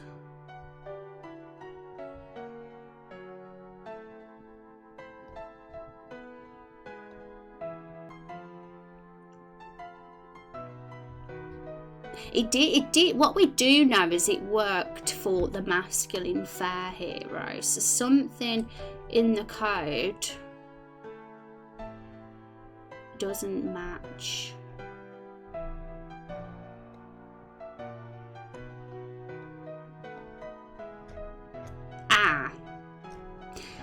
I see what's happened here. How silly. Why have we got Complexion 1 and Complexion 3 twice? That needs to be deleted. There. There. Okay. It's always something like that. Always. At least I'm figuring it out quick though. I'm getting good.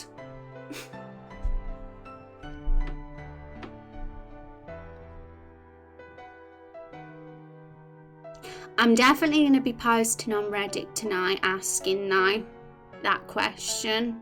And I'm going to constantly ask chat today on the stream as well. I'm going to ask everyone who comes in. So lurkers, well, feel free to carry on lurking. I love my lurkers. Don't feel you need to speak up. Lurkers or anyone coming in. If you know, a 2D RPG, story-driven, single-player game with a custom hero creator, let me know, because we haven't found one yet. We haven't figured out if there's any that exist. There's tons of 3D ones that do. Oh my god, there's billions of 3D ones that exist. But 2D is the one we're wondering about.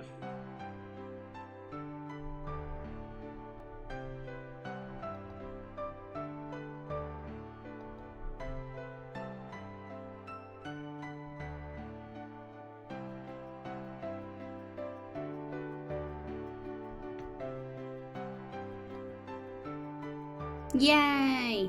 It worked.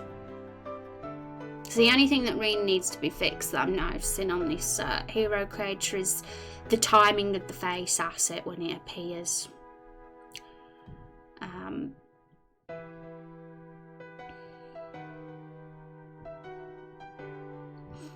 If we wanted to add more hairstyles, we'd have to think of good text to put, because we're kind of going with the approach of when did you last cut your hair for hairstyle. It's a little bit more interesting than just saying what's your hairstyle and having the list of actual hairstyles.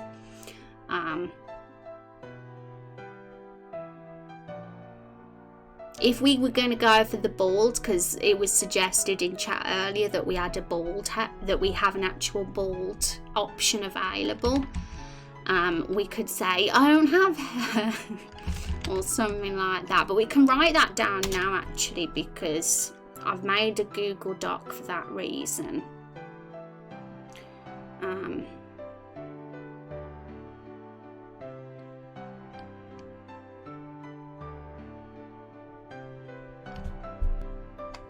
Okay, so let's hide that.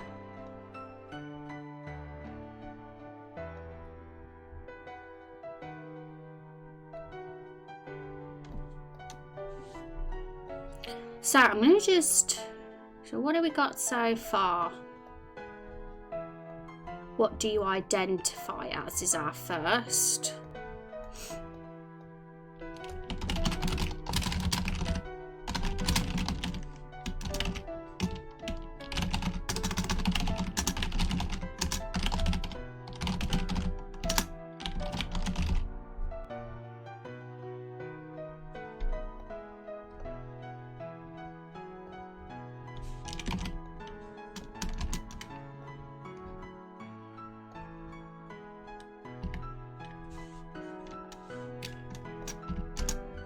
Why isn't a bullet point coming up for that one?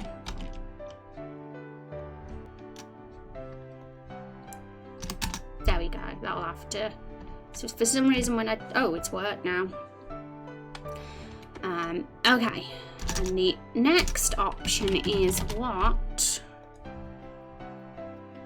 So I'm just getting down all our, literally every option we have in our custom hero creator so we can all see it together. And the next thing I'm going to ask is, you know, essential additions that we're currently lacking that we need.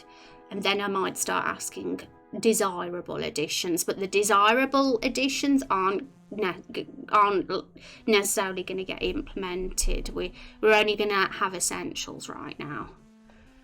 And over time, I might add more as we go, but I'm going to start small because I don't want any nasty surprises along the way where we're like, oh damn, we've got our work cut out for us here. We don't want that, so we'll start small for that reason. And it can't be any worse than the old method when we didn't have the composite layers, but still, it could end up still hard work. So, what was the next one? What is your body type? That was it.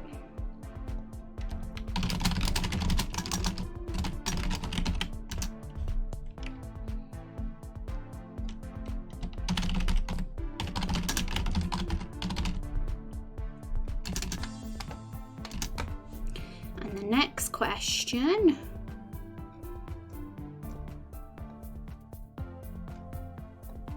What is your complexion?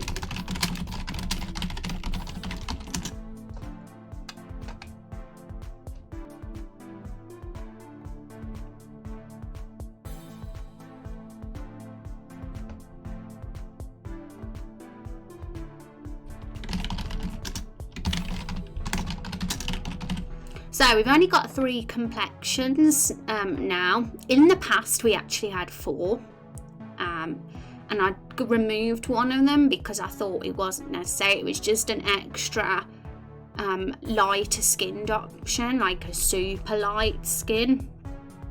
And I felt like we don't need the 2 light skins. We can just do 1 light, 1 dark, 1 medium. But now we've got the composite layer plugin, it's not going to be impossible to potentially add a couple more complexions if we wished, or even a few if we want to be a bit ambitious. But like I says, we'll start small and add over time. But the next one after that,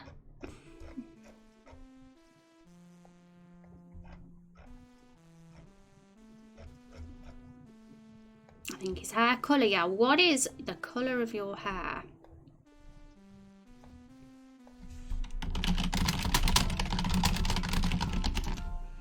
And I know that without even looking, it is blonde, which it's weird because it's got an E at the end for feminine, hasn't it? And just not an E if it's masculine, so I'll do that.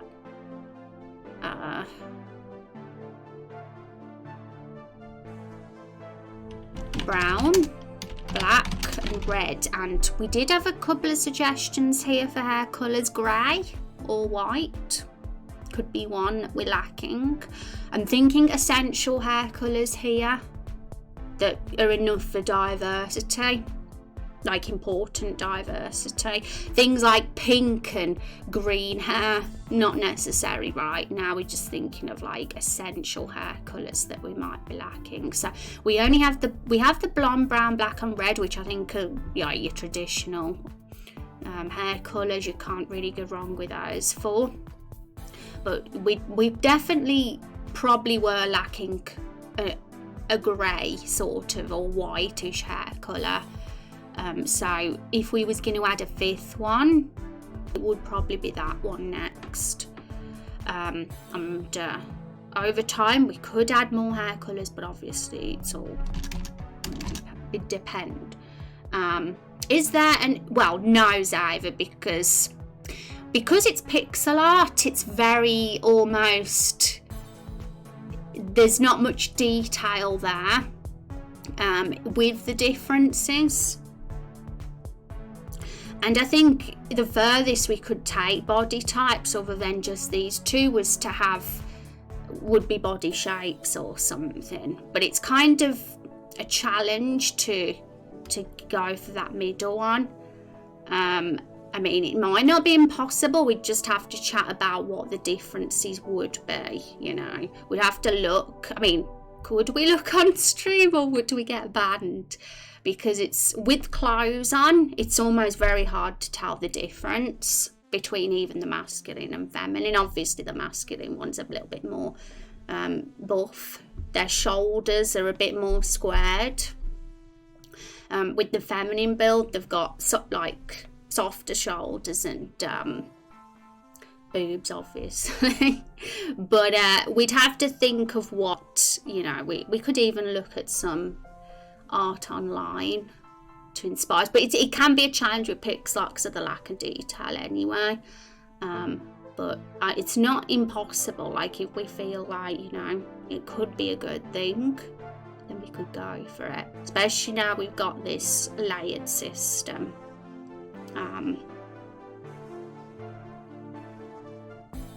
You know, I mean, it wouldn't be, I mean, if I wanted to be super ambitious, now this is just a big maybe, guys, because I don't want to put too many assets on myself right now, because it's still lots of different combinations. And when the dress up as reptiles, for example, I'd have to make sure the costumes fit on all those body types. But we could even go all out there and have different body shapes, like a ripped masculine body and a slightly more rounded or curvy body or whatever. But that's all just like stuff that would be nice, but not necessarily something we'd go for at this point in time, because it could end up too much.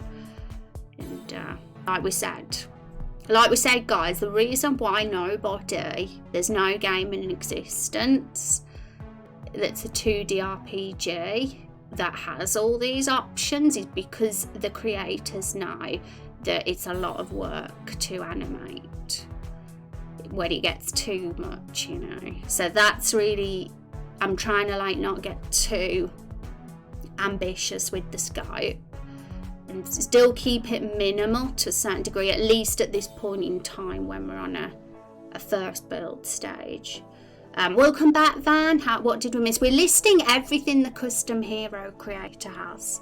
I don't think you get banned for pixel art needs. Other people have 3D art needs, just not with very much detail. Yeah, I honestly don't think I would either, Zyra. I think it would be pretty stupid and silly if I did get banned for that. It would be pathetic, if I'm being quite honest.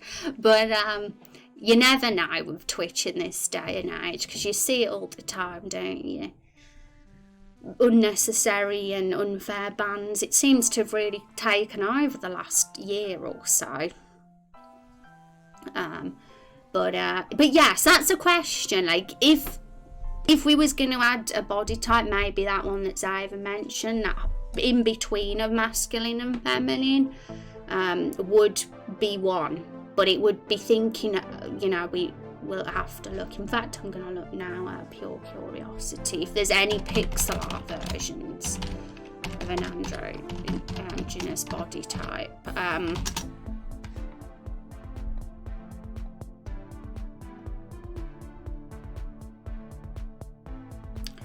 Because if it was like a 3D game with very high def detailed character models, it'd be much more of something that would be pretty cool to have in a custom hero creator for sure.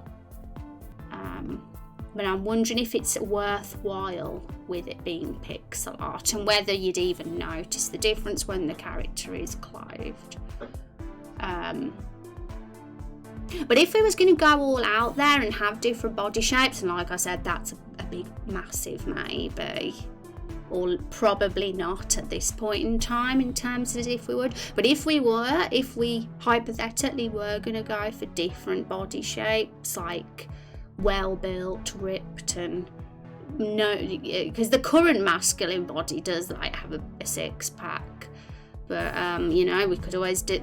It's possible to, especially for the NPCs that are set in stone, to edit the bodies with it without it being potentially too ambitious, you know, if we did it for individual NPCs. You know, Liquid, thank you so much for the follow. You might also have lanky buff as body types, but like you says, clothes cover most of it. Yeah, so it's whether it'd be worthwhile, as in like, would it even be worth doing all those extra layered asset combinations and animations potentially if we needed them for something that really you might not even be able to tell the difference of if they were clothed. If they were nude, maybe you could then. But for characters that are like set in stone NPCs like these folks here, it's much more easier work to give their asset a little modification in body shape, or like we did for Cannon's character, we gave him a larger chin, and so he could have a big smiling grin. Things like that, little modifications on the set in stone NPCs, I think is really cool because it gives the character that unique sort of, not everybody's the same in the world, they're all different kind of thing, and I like that.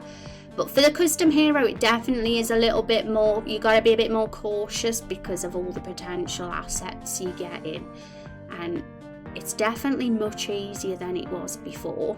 Now we've got the composite layers, as I was saying, it definitely makes me feel at ease knowing that we've got this system for when we start the reptile disguise assets, for example.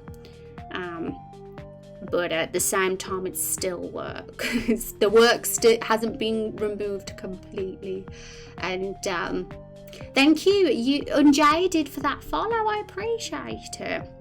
And the thing is, if you start doing tons of bodies, everyone will want their own shape, like thin, fat. Yeah, and then it could get crazy that people might start expecting even more. So to some degree, you do need to limit yourself somewhat for your own sake as the developer.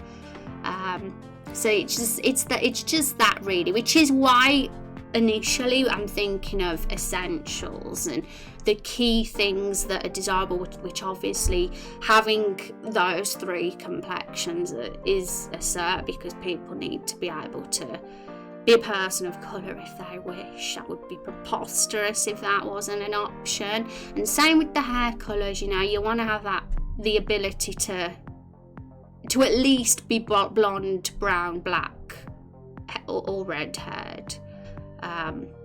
And potentially grey or white, if that's going to likely be the one we do add, as well as bald, because bald is just easy because it's already there anyway. The bald head, it's no extra asset. No problem, Insta following RPG makers. Thank you so much, Unjaded. It's lovely to have you here and meet you. Thank you for stopping by and meeting us.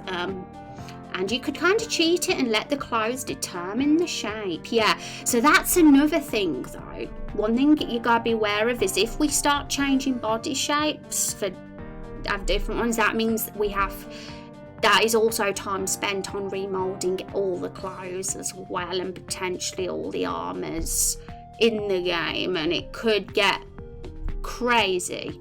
And like I said, it's not too bad doing that for individual NPCs, because you only have to do it once. But when it's the custom hero, then you realise, oh, I've got to do it for all those 12 assets now, and then all those other 12, and then all those, and then you're like, no, and it gets crazy. So that's ultimately the reason we're starting small with this, and over time, if I feel like thinking, actually, we could add that, then I will, then if I feel like, it's going to actually be workable to do this, then I can always add a couple of extra different things.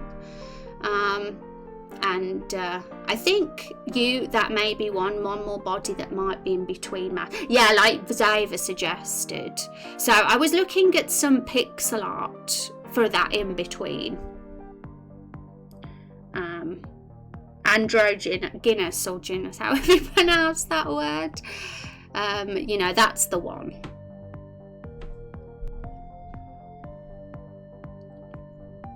And so, would because there could be different versions of that. Like we got the masculine with the very squared shoulders, for example, and the feminine body's got much more smaller shoulders. So I suppose the shoulders could be in between the two, right? And the boobs, would they have boobs or not boobs? Or because the boobs that our feminine body have are not very big. They're kind of, you wouldn't even really notice they're even there when the clothes are on. It's a very small detail. And I'm starting to think, would you even notice it if there were clouds? I don't know. I do think it's a good idea, but it's mainly, is it worth it when they're clothed? Would you notice? Because I'm telling you, I can barely tell the difference with masculine and feminine. You know, you can definitely tell the difference when they're nude, because you can see that your masculine body's got this, the more like, they're not done at the boobs for a start. But the legs are the same, like the leg shape is the exact same on both the masculine and feminine, but the only difference really is the boobs and the shoulders, really. And the stomach, I guess the waist goes in for the feminine build. But when they're clothed, you can tell to a certain degree, like if you put them together and compared. But it's not anything that's super obvious or anything. I want a burger, do you? I think you should get one then, Timmy. And you don't want to have to try to make all those clothes fit all those odd sizes. Yeah, it would be hard work. I think as soon as you start having, like was mentioned, thin, short, tall, and chubby, or ripped, or muscly, and all these different body types, then you're asking for trouble, because it's really hard work to do clothes that shape and frame all those body types. Grey, hi Kung, yes, grey is something we're going to add. So what I'm going to do is add grey / white.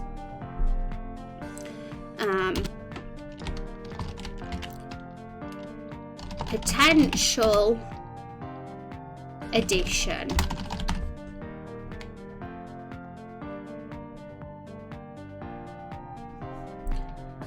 Okay, now the next.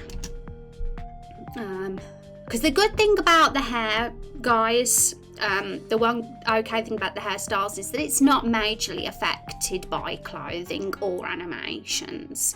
The hair just sits right, but as soon as you start having different body shapes and stuff, that's more animations in regards to if they're sitting down, if they're fighting, if they're doing different poses with their arms. You've got to sort of do it for all then. So that is kind of why we realised that there's so many 2D RPGs out there that don't exist in terms of custom heroes. They don't exist, and the reason being is because of the obscene amount of animations it would require, which is why it's a sacrifice. It's either have a predetermined set character who's very animated, or have a custom hero that's more wooden. You know, it's like, because you can try and make the custom hero more animated, but it's a lot of work that's cut out for you if you do try and do that. And just make them more flat-chested. Yeah. Hi, I've been lurking. And most of the telling is the way you make the face as far as man and woman. Yeah. And that's the thing as well. There's no face for the in-between either. Like, there's no, like, not in the default RPG Maker generator anyway. I'd have to do a custom asset of an in-between face. And I don't think I'll pull it off very well. I'm not very good at drawing humans. Okay, so most of the and maybe white is an Asharu exclusive look. Yeah, I think with the grey white, I'm thinking of typical elderly grey that's not quite Asharu's colour. So more like, you know, how that grey, light grey basically, because I feel like the white for Asharu, I'm with you, it makes his character look more ethereal and unique, which I think is kind of very important for his character to not look like every other person can. So yeah, my little diva, well, he is, yeah. Definitely the one thing about that character is they're not like anybody else, so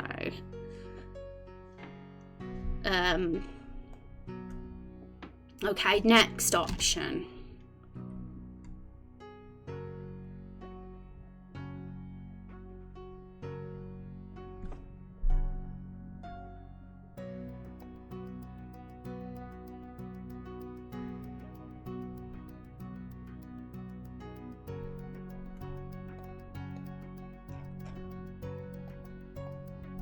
When did you last cut? Yeah, that's the next one. So we say that rather than watch your hairstyle because it's just more fun. So we can think. I already kind of know what we can put for bald, but we can always edit it a touch. So the current ones are, we've got 3. Short, medium and long, which are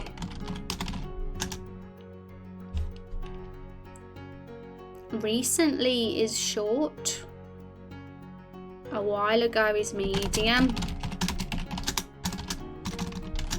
and never is long.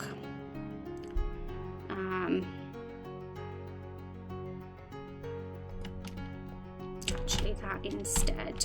So if we were going to have bald,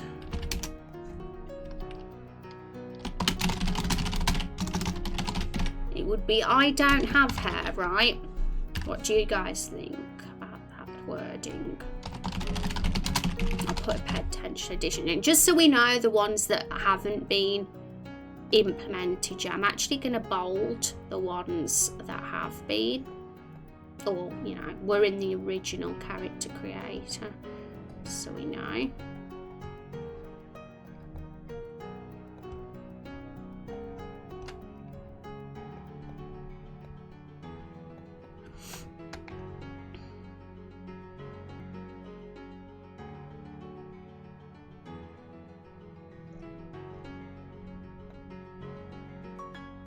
No hair buns or braids, sorry. Potentially, yes. I was going to try and keep the hairstyles gender neutral, but that doesn't mean a guy can't have the hair buns or braids as well. They totally can, if it fits on their head, because I don't know how the character generator works and whether it would be shaped for the male shaped head.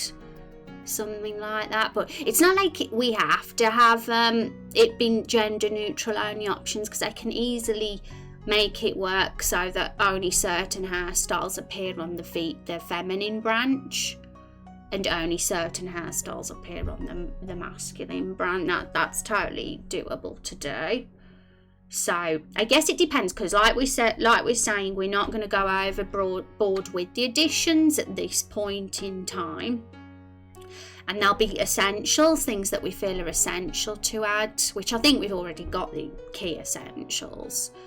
But there'll be things that are desirable as well that would be kind of nice to have, but might not make it, depending on, you know, if there's too much work cut out for me. But things like hairstyles, I think I'd feel a little bit easier to add without it potentially ending up too much hard work in the future, because like I say, usually hairstyles they're not really included in all the animations, are they?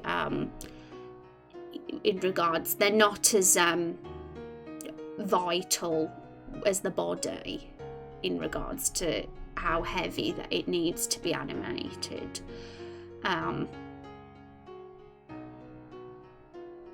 I also can't forget that I need to have dead sprites of each of the characters as well eventually, which I haven't got around to doing just yet, because we we don't necessarily need them for everybody, and it all depends on the scenes and animations and who'd ever be in the situation to be like that. But that is another thing, like a dead sprite is one example of how you'd have to do all the hair and all the body differently as well.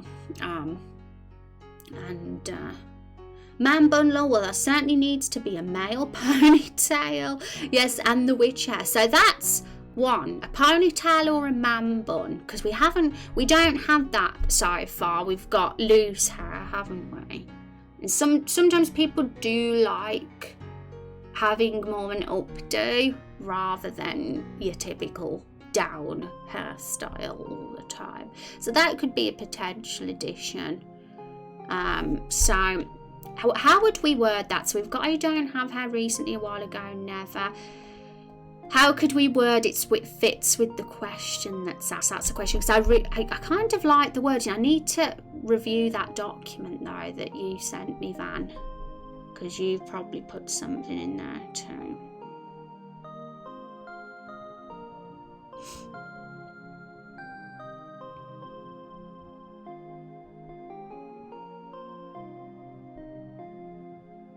Yeah, so yours currently says, when did you last cut that mop on your head? Which is basically the same as what we're asking.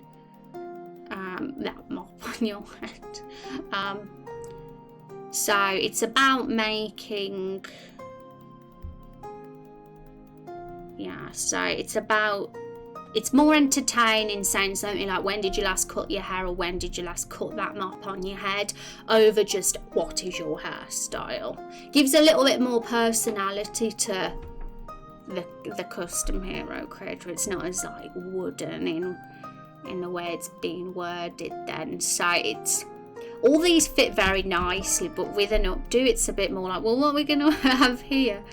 Because if we just say updo or man bun or whatever, it's going to look odd in comparison to the rest and the wording. And Dr. Box, thank you so much for that follow. Hope you're having a wonderful day. So let's get our head driving this. I don't have hair recently, a while ago, neither. So it's like you're speaking to a stylist in a way, isn't it? You'd say, well, I always have my hair up. Something like that. I love those questions. Yeah, exactly, Kung, which is why I don't want to just because we're potentially having more hairstyles now doesn't mean that I want to change it so it's boring and it's just your standard short, medium, long, updo, bald. You know, it's not, I think having this dialogue as if it's you actually speaking, and it's more, it just gives more personality, it's just more interesting. So,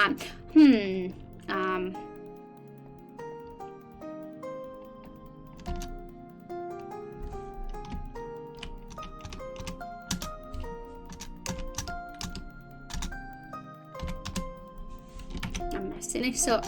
Something like, and this might not be the best right now, but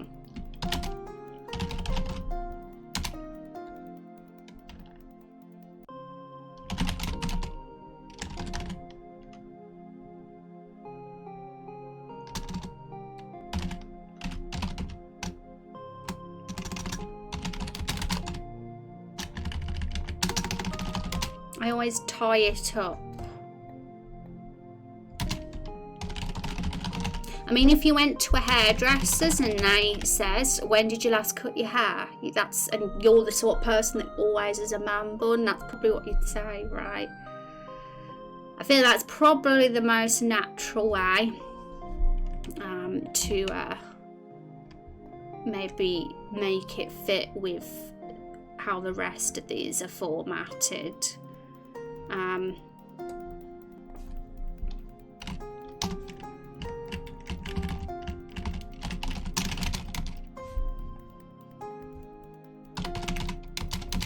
So the updo could either be a man bun or a ponytail. It's whatever's going to look good on both the guys and the girls.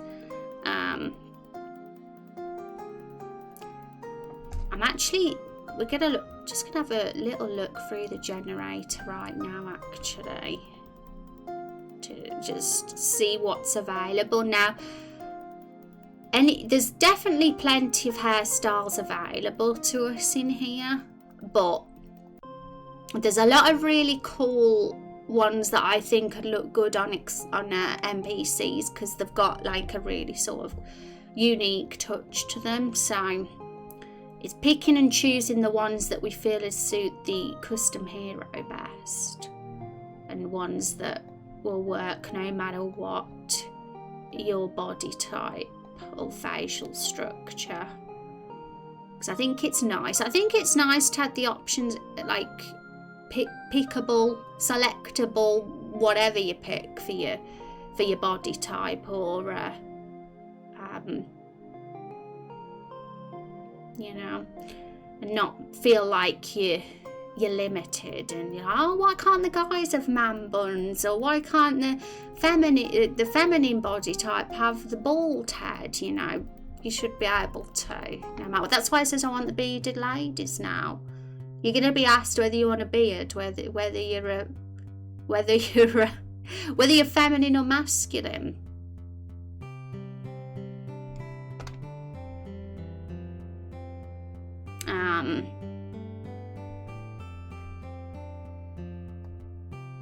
So yeah, we got the shorts, we've got the mediums, we've got the longs. Let's get the front bangs off. So as for updos,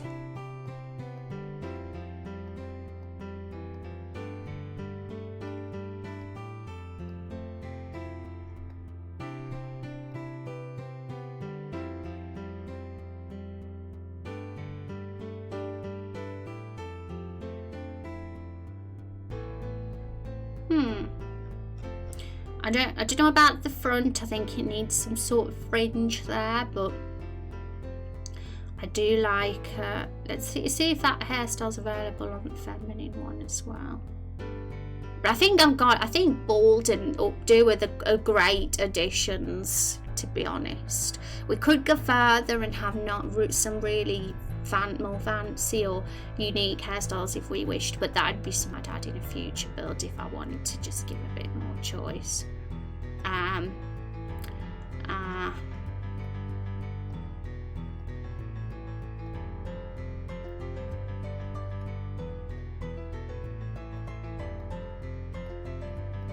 Hair, it's biased. It doesn't have that man bun for the females, I don't think. Not that I can see anyway.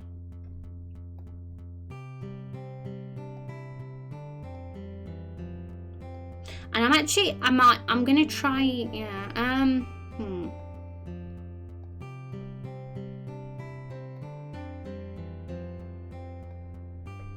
Yeah, I think we're good. We've got a couple of updos there, and I'll make it workable. I'll overlay them over the faces and see which one looks best. And we'll go for that one, whatever it does, because there's a choice out of a couple there.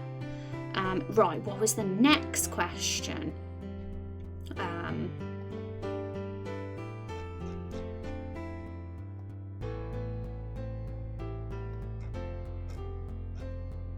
Do you have a beard? That was the next one.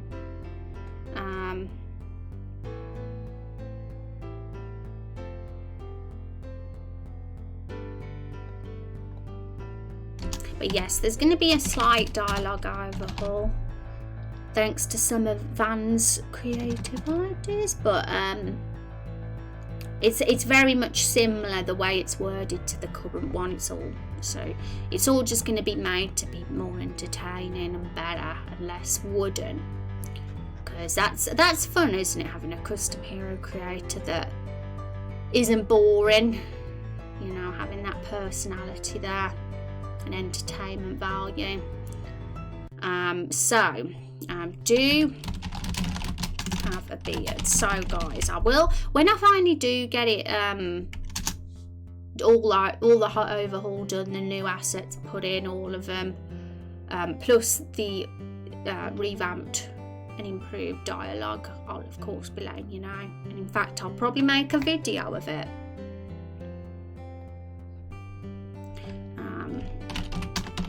So before, unfortunately, only the masculine body type could have beards. And the reason being was not because I didn't want the ladies to have beards, it's because it was just impossible it would have been hundreds of more assets to stick on top of every single possible combination of sprites with the way we did it before with the static custom heroes. It makes me wanna like hit a wall knowing how complicated it was and how long-winded.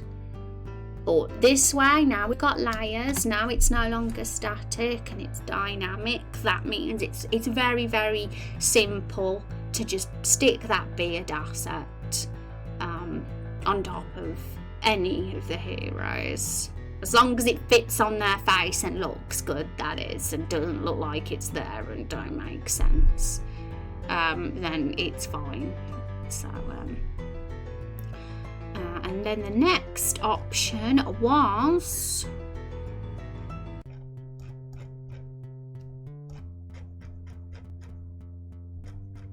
the last one, should I say, what is your class?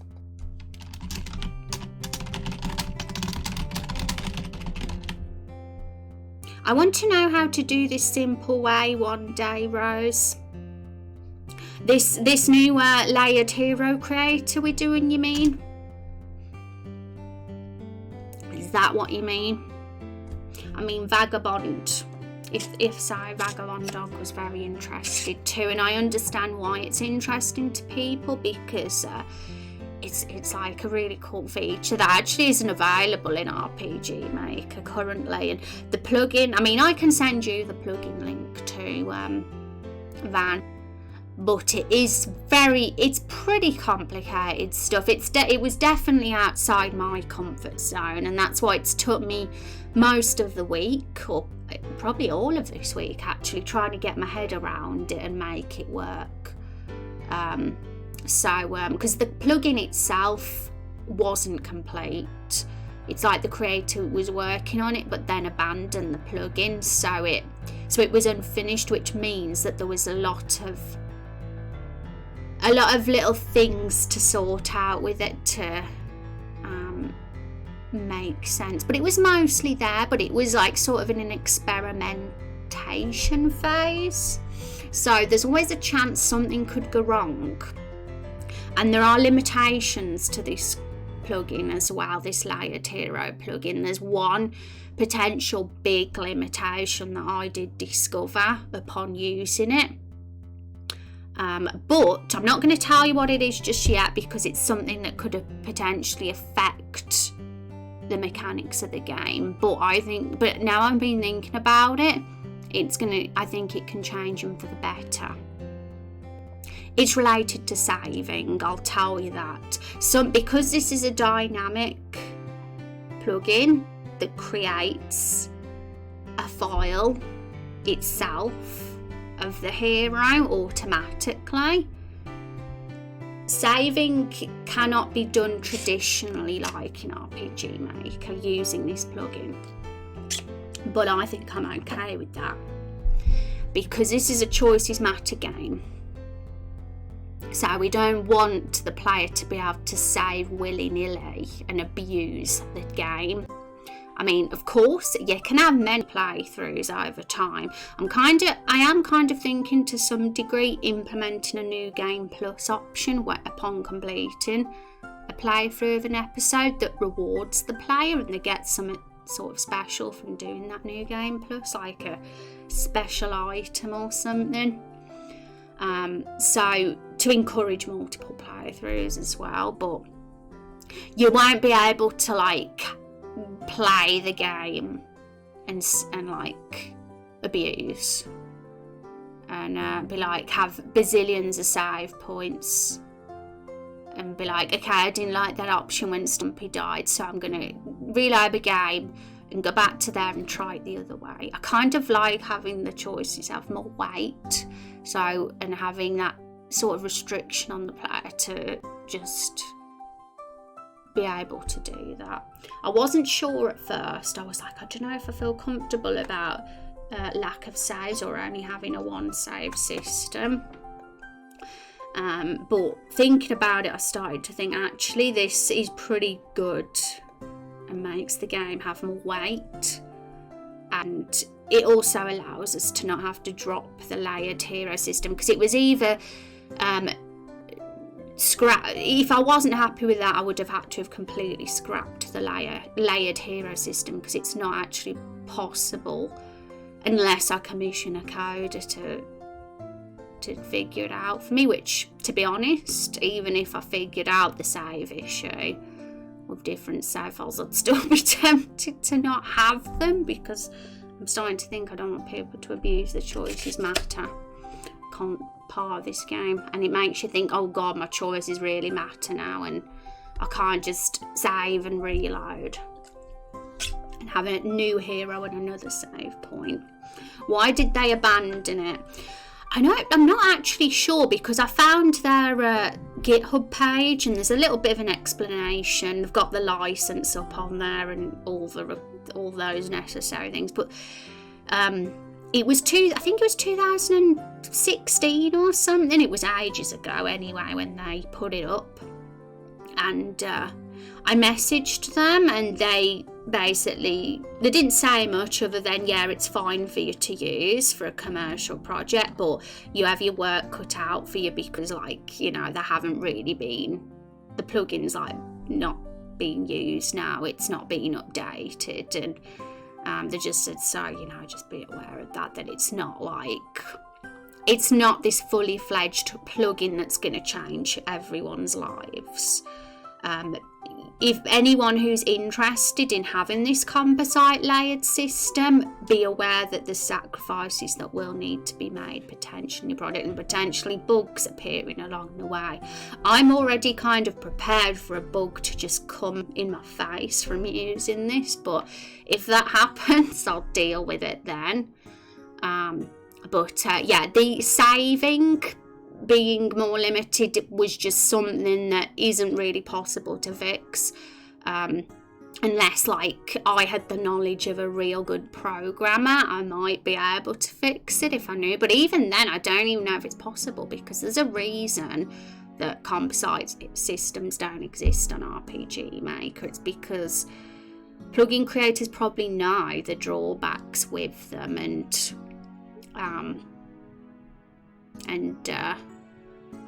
things, but it's an interesting thing. I love it enough, and I think it's such a cool system to be able to do this, that I'm willing to accept any drawbacks as long as it doesn't break the game and make the game worse.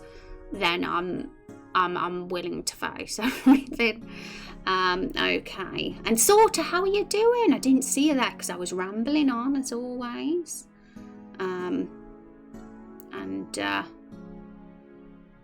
I think it's just I'm kind of lucky that this game happens to be a choices matter game, because it doesn't meet the saving system being the way it is, or what I'm going to have it as. Actually makes the game design more interesting and more of an Undertale kind of thing, and Pokemon thing, where you just had to have the one playthrough at a time, and that really gives weight to a game like this. It might not work with some other games though. It could really not be a good thing to have one save in certain games, but for the style of this game, it's actually makes it better. All on perspective, some people might disagree and think, no, I like to have multiple saves and see every single choice possible, but I have to ask people why they like to do that, because it kind of ruins the game to reload and look at all the choices on multiple save files. Takes the fun out of it, in my opinion. Also, I think the one good thing about having it this way as well is it encourages people to be more curious about other people's playthroughs and what happened, which is great for me because I want people to share the game with each other. I look like the pop singer Pink, I do. Let's look at a picture. I've never had that one before.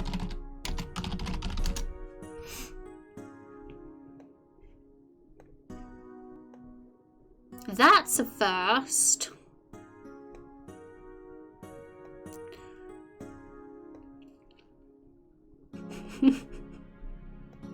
It's interesting being a streamer and being told all your lookalikes.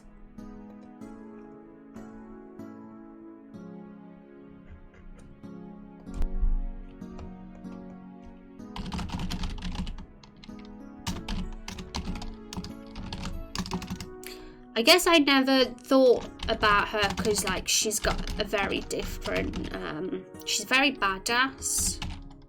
She's very badass look, and I don't, so,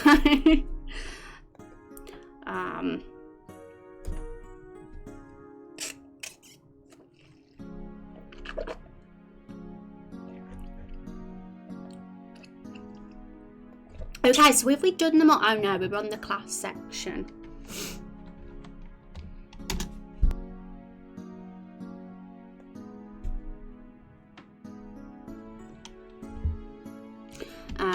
Right, warrior.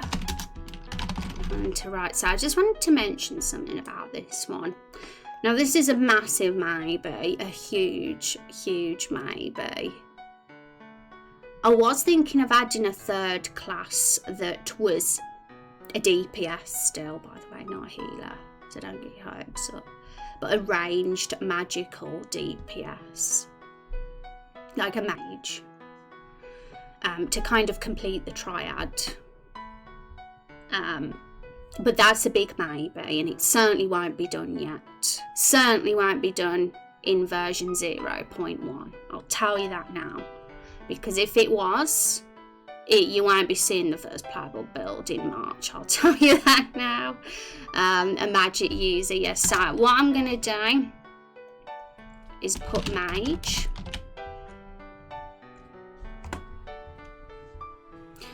And I wouldn't want to do more than 3 classes for the custom hero because it's a lot of work to do skills and all the skill trees and, you know, make them all possible, you know, in a short space of time of episode 1.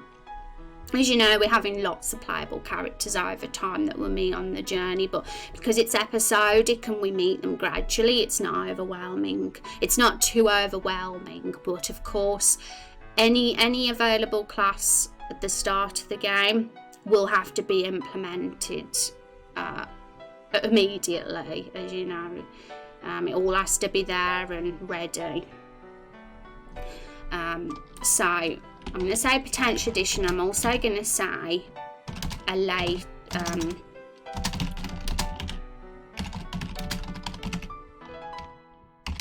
not version 0.1 because these were, I'll add the bold and the updo and the grey and right up. That's easy enough to add for this playable build. It's not too hard work to do those, but this is just, there is a lot of work for doing the class. I mean, obviously we got to have the outfit, the third outfit, but it's not just about the outfit, it's about having to build the actual skill.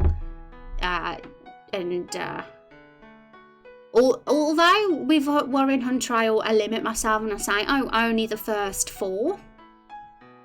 Because it'll all slowly be unlocked and revealed. The branches are over the course of the episodes.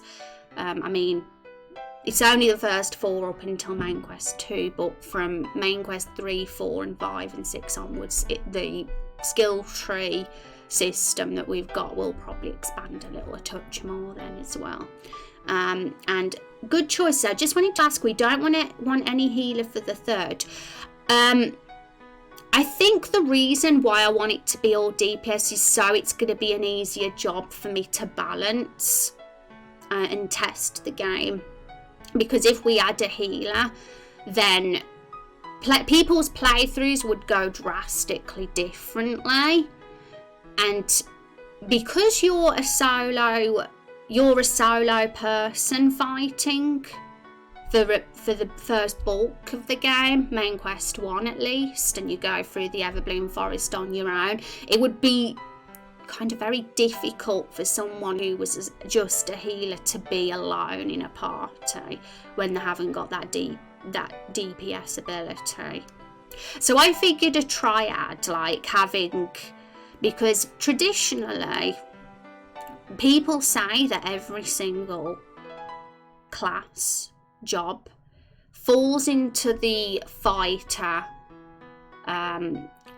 it's actually fighter, thief and mage, actually, funnily enough, not hunter. It's thief instead of hunter. But I kind of think, that still has it be a little bit more diverse, opening up that ranged magical DPS. And it's simply probably because it won't, it is definitely appealing. I do get it, Kung, that some would want to be a healer, but it could be a little bit difficult, the balancing in that maybe. But yeah, I think 3 is the perfect way to round it up a bit. We are going to get healers enter our game. We're getting a potential optional cleric with Rex and the priest Asharu, who probably won't join the party in episode 1, but he might be an episode 2 person maybe. We've got a herbalist who definitely could have healing sort of abilities with their items and herbs, and herbalist is a really cool support class. I think has the potential to be, and the diplomat themselves could have some kind of healing skills too, because you're going to get the choice of who to recruit, the diplomat or the herbalist, and I think giving both of them healing abilities but different ones will help keep it balanced, so that no matter which one you pick, you're not going to struggle against a boss or an enemy. And I think that's the key thing. So I'm in the phone. Canada revenue been on hold for a long time, lol. Oh no, it's annoying, isn't it, to be on hold? I hope someone answers. Maybe the diplomat is a buff person more than a healer, maybe. I think in whatever route we go for, the herbalist and the diplomat to some degree do have to parallel each other with what they can do in battle. And obviously their skills will be different, of course, because herbalist and diplomat are very different classes. But what they can do, whether it's buffing or healing, they both have the ability to kind of do similar things, because it kind of just keeps it more balanced than the game.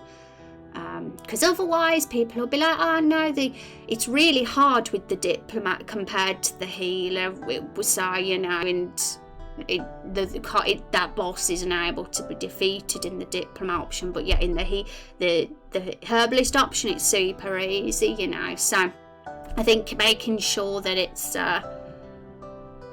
it's kind of balanced as well is cool. So I think both of them, I think herbalist and diplomat both can kind of be a support class with buffs and heals. They kind of could be 50-50 buff and 50-50 heal. I feel like they could definitely fit that. So I think because of the fact that those two classes just happen to really suit being support classes and you get the choice out of either one, I think it balances this heavy DPS hero quite well, with the addition of Vampire Rose as well, who is a very squishy but aggressive kind of DPS / potential healer and buffer as well. Rose is quite diverse because she can fall into a lot of categories. But don't forget, with the skill tree system we've got, that even branches itself. So with the herbalist and the diplomat, you can go down a certain type of herbalist and diplomat. But I think whatever type you can go down, they should parallel each other to a certain degree. But I think it's possible. So that's ultimately why I want to try and keep the class choices closely linked. whether, you know, it's the custom hero or whether it's a recruitable choice between two characters. Like, we wouldn't want to put two recruitable choices that are real opposites, maybe, because it could be a little bit difficult to end up balancing. Not impossible, I mean, rigorous testing and that, it could be fine, but it's a bit, makes me feel a little bit like it could be hard work. Okay, so that, yeah, I think that's good. So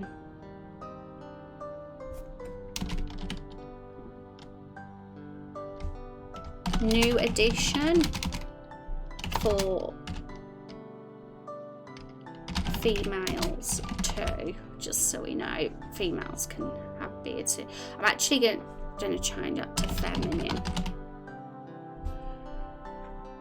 because the female wording is not really fitting now. It was in the old custom hero creator, but now it's just not, because we have two brand new identities that are not necessarily that.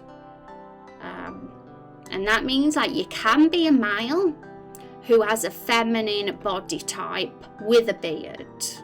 So in a way, even if we can't go for that halfway masculine feminine point because we feel the asset works too time consuming, you're kind of almost creating it with having the bearded feminine look as well.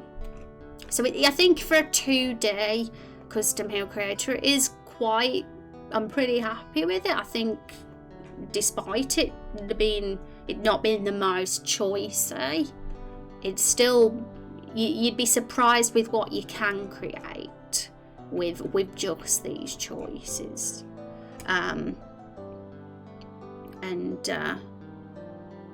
Oh boy, I just watched the entire season of ReZero in a single day and I'm finally alive. Oh my god, marathoning is fun. It's been a while since I've done that, but it can be fun to do for sure. Hi Hinnell, how you doing? Not too bad. We're revamping the custom hero creator. We're in the middle of doing that. I spent the last week off stream introducing a new approach to how the custom hero creator's built. It's going to be a lot easier on me.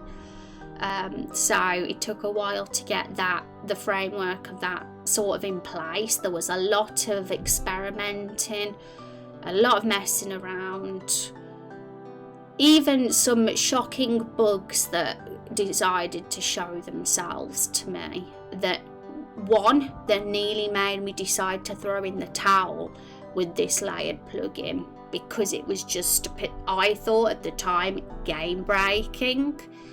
But I spoke to Rex about it, and he actually offered a solution that I wasn't sure about at first, but then I ended up realising was actually pretty cool and very appropriate for the kind of game we're making. But yeah, the game breaking bug was related to the save system. Basically, it doesn't allow us to have a multiple save slot system in Raindrop Chronicles. We can only have a single save, like Undertale and Pokemon. But because of this game, because it's a choices matter game, and I really personally love it if the choices had more weight. I'll admit I'd hate it if people reloaded the game because something didn't go their way. So I figured it was it worked quite well, and it made me decide, no, I don't need to give up this plugin, because this mechanic actually is a good design decision for the game overall. And you can still have a new playthrough, but only when you've kind of finished your current one, and you can try things out differently that time. Yeah, I like it. Hi Rex. Never give up, never surrender. I think there's always a solution. I always feel like, even sometimes when surprises and bugs throw themselves at you and you might think, holy crap, is this even going to be possible to have anymore? sometimes just thinking outside the box can actually create an interesting solution for you. So, you know, it's all about that. And it's all about weighing up your options and thinking, well, would I rather have a really basic system like before, but have the multiple save slots?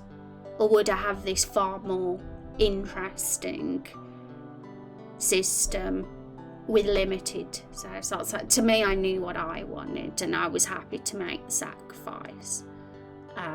Because I know that the limitation has created an interesting design mechanic in the game for me.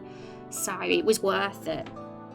And oh nice, I was thinking about asking if identity and appearance were going to be independent choices from each other. Yes, they are, and I like it too, because originally, like back in the day when this first custom hero was created, we only had male and female, and that was based on obviously the feminine build and the masculine build. It was just called male and female back then, but it became apparent that, you know, it's not hard work to just rename them as masculine and feminine and have an extra question before it that isn't dependent on the body type.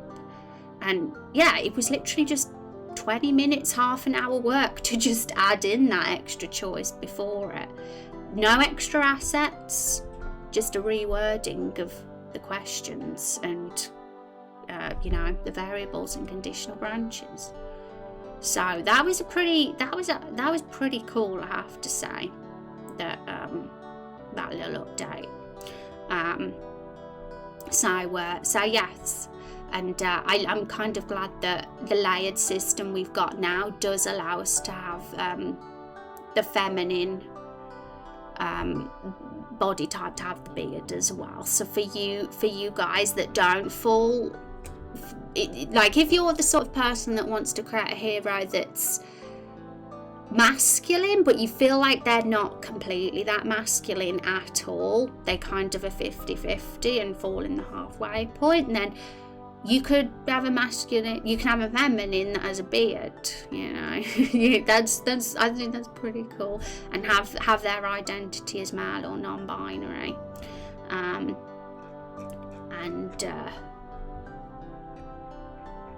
But yeah, so it is pretty fluid despite it being very, you know, it's not like got the most immense amount of choices in the world here, but the combinations are interesting still. And as we say, over time I might decide I want more hair colours. Might say we'll add a pink, or we'll add a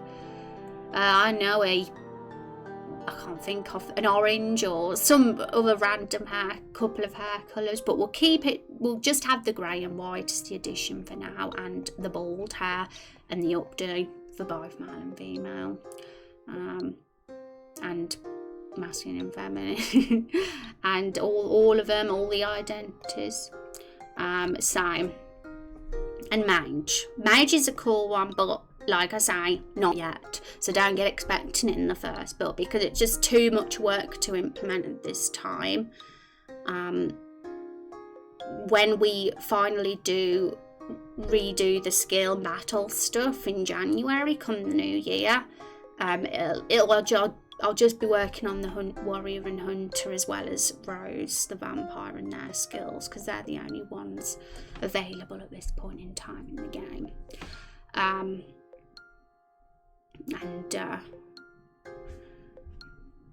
Wow, how is it already 6 p.m?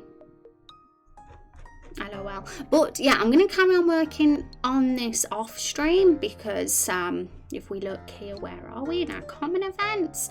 There's a lot to do. We got to the hair stage, still got to do the beard, still got to do the clothing, still got to do the hairstyles and the hair colours as well, because we've only done the short hair so far. It's blonde, brown and black, so there's more assets I've got to do. I'm going to do those off stream.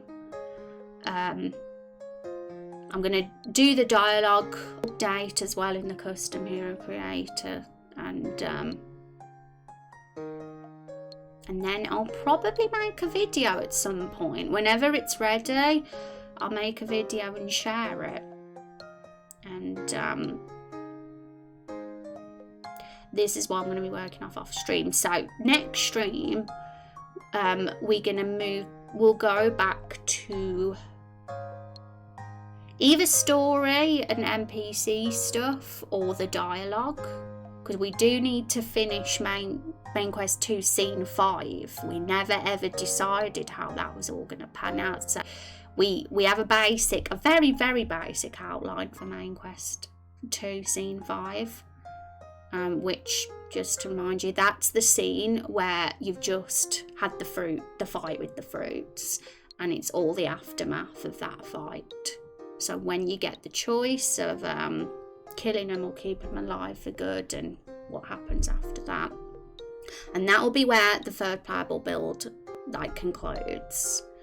And I'll just be smoothing over the scene work at that point, doing the expanded scenes, because main quest 1's the scenes with Carol need a complete revamp because they're very basic at the moment. So at some point I'll be spending time adding all that new dialogue we did into those scenes and making it super cool, and just finishing the other scenes. I need to make a tiled map for the farm where Carol's flashback takes place, and implement that scene into the new tiled maps that we have, because currently it's a parallax map the old way.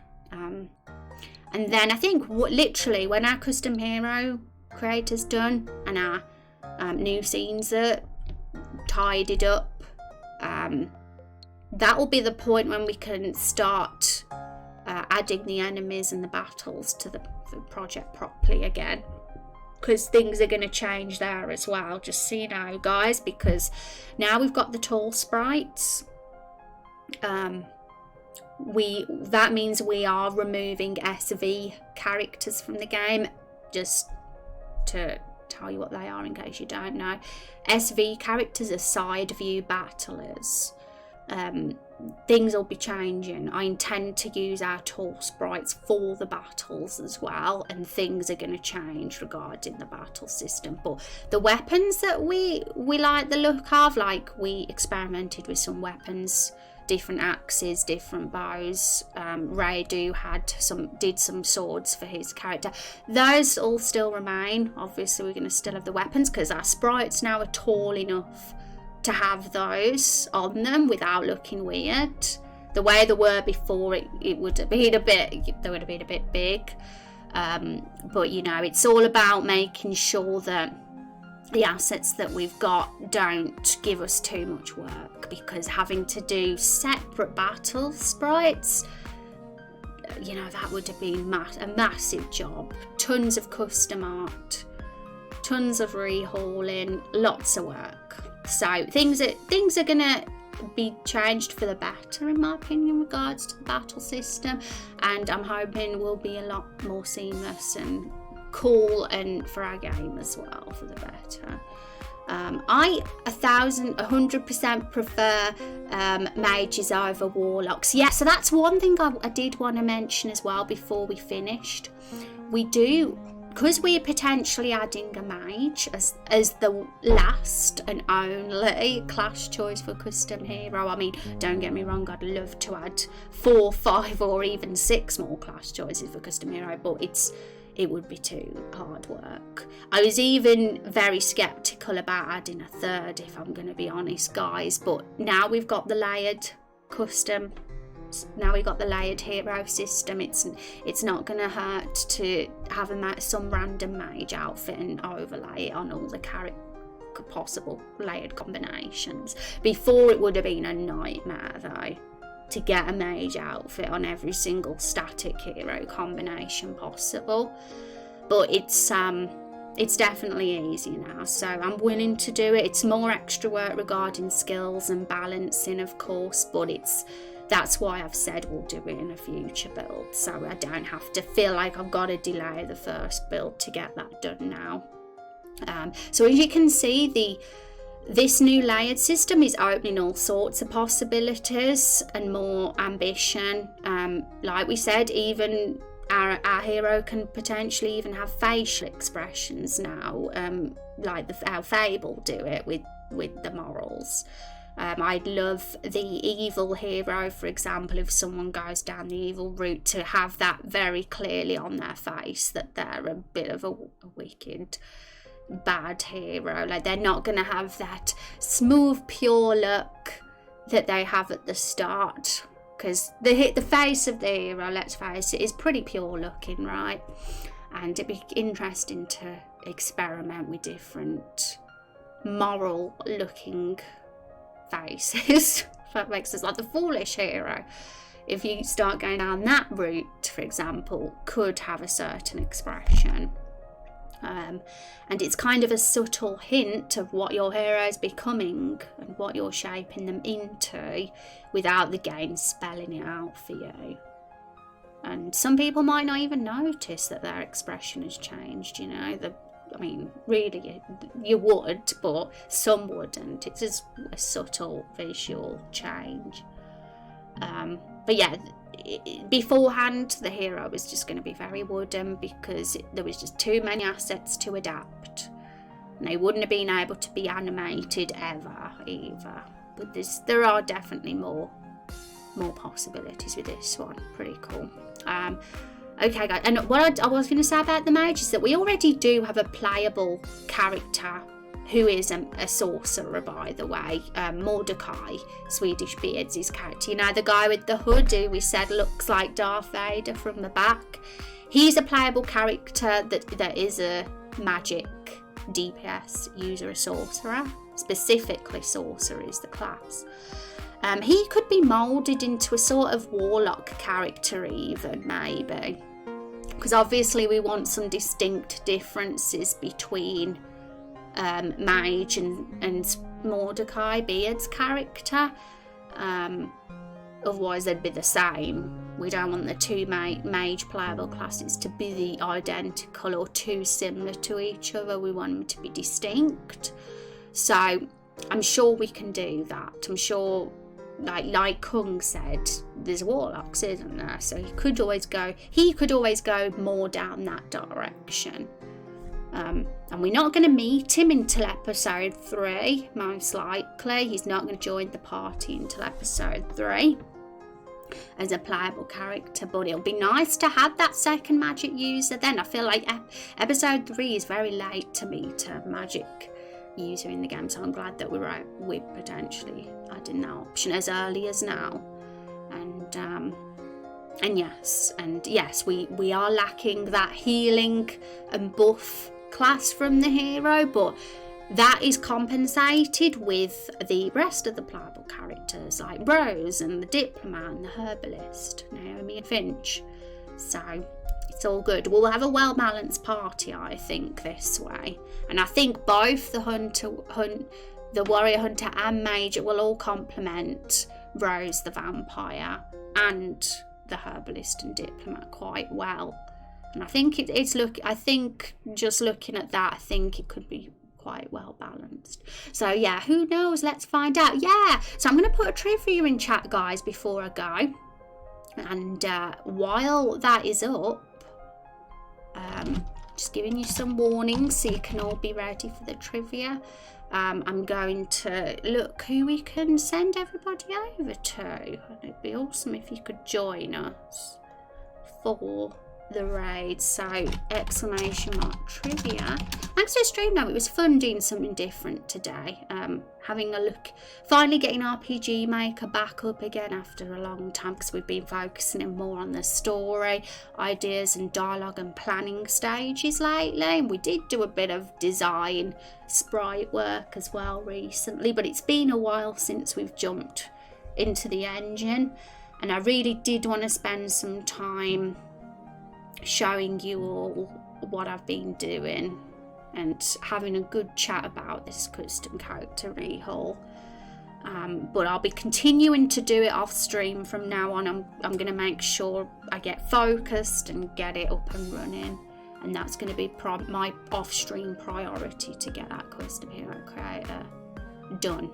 And then it'll be on to scene work for me.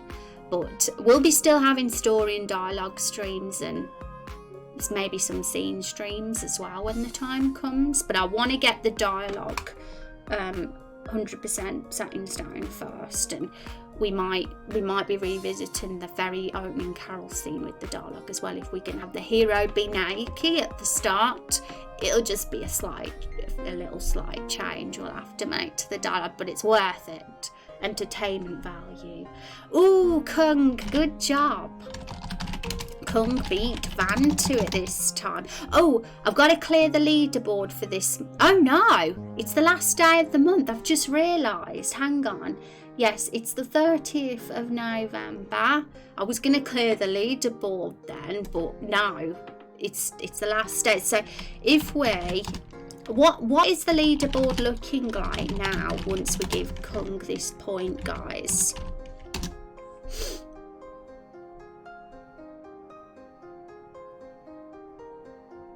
When I do the leaderboard command, I get loads of weird things come up in chat, like random commands, so I leave it up to you guys to do it. I don't know why it does that for me. I got 4. Okay, I was gonna say if it was a draw, I'd have done another. Done another trivia, and I wish I had more time. I mean, it's 6:10 now. I wish I had more time because I put a few questions in if I had the time, but it was a close one this month. It just shows that gap is closing. So GG Kung, Lawmaster one day maybe. For 1 month maybe next time. So thanks for hanging out, folks. So I'm going to send us over to let's just have a look at my follower list again, see who's on. Send us over to Vagabond again today. I tend to be very partial to regularly raiding community members myself. I do like from time to time to go over to a friend I haven't spoke to in a while and things, but ooh, have we got the adverts playing in the background? So that goes for you guys. If anyone here in chat ever starts streaming, make sure you tell me, because I'd want to follow you, and if you was ever online. I know a lot of you are work lurkers. You tend to be at work when I stream, but you know, if you ever are on. Jason, thank you so much for the follow. I know that Dava recently started streaming. Dava Palladion, who hangs out in this stream, so I need to give him a follow as well. And Raid, thank you, Pro, for that follow. I appreciate the follows today. I hope you're not bots, people. I hope you're all real, because the last time I had lots of followers, they were all bots. Sad times with Twitch and their lack of real people. It's an exaggeration. No, that time I did have 6,000 bot followers, and I was like, what's going on? I had to delete them all. It's crazy. But thank you for the follows, everyone. If you're real, just know I appreciate it. Is this Luigi's Mansion? What is Luigi's Mansion? This game here? No. This is Raindrop Chronicles. But how you doing? Welcome to the stream. So let's go. So I'll see you all on Wednesday next, guys. That's my next stream day. Mondays, Wednesdays and Fridays I stream. And I don't know what we'll be doing yet, but we'll see. Whatever's appropriate to do on stream next. So take care and thanks, and hope you have an awesome day, everyone. Thanks for being fabulous, chat, and for the chats.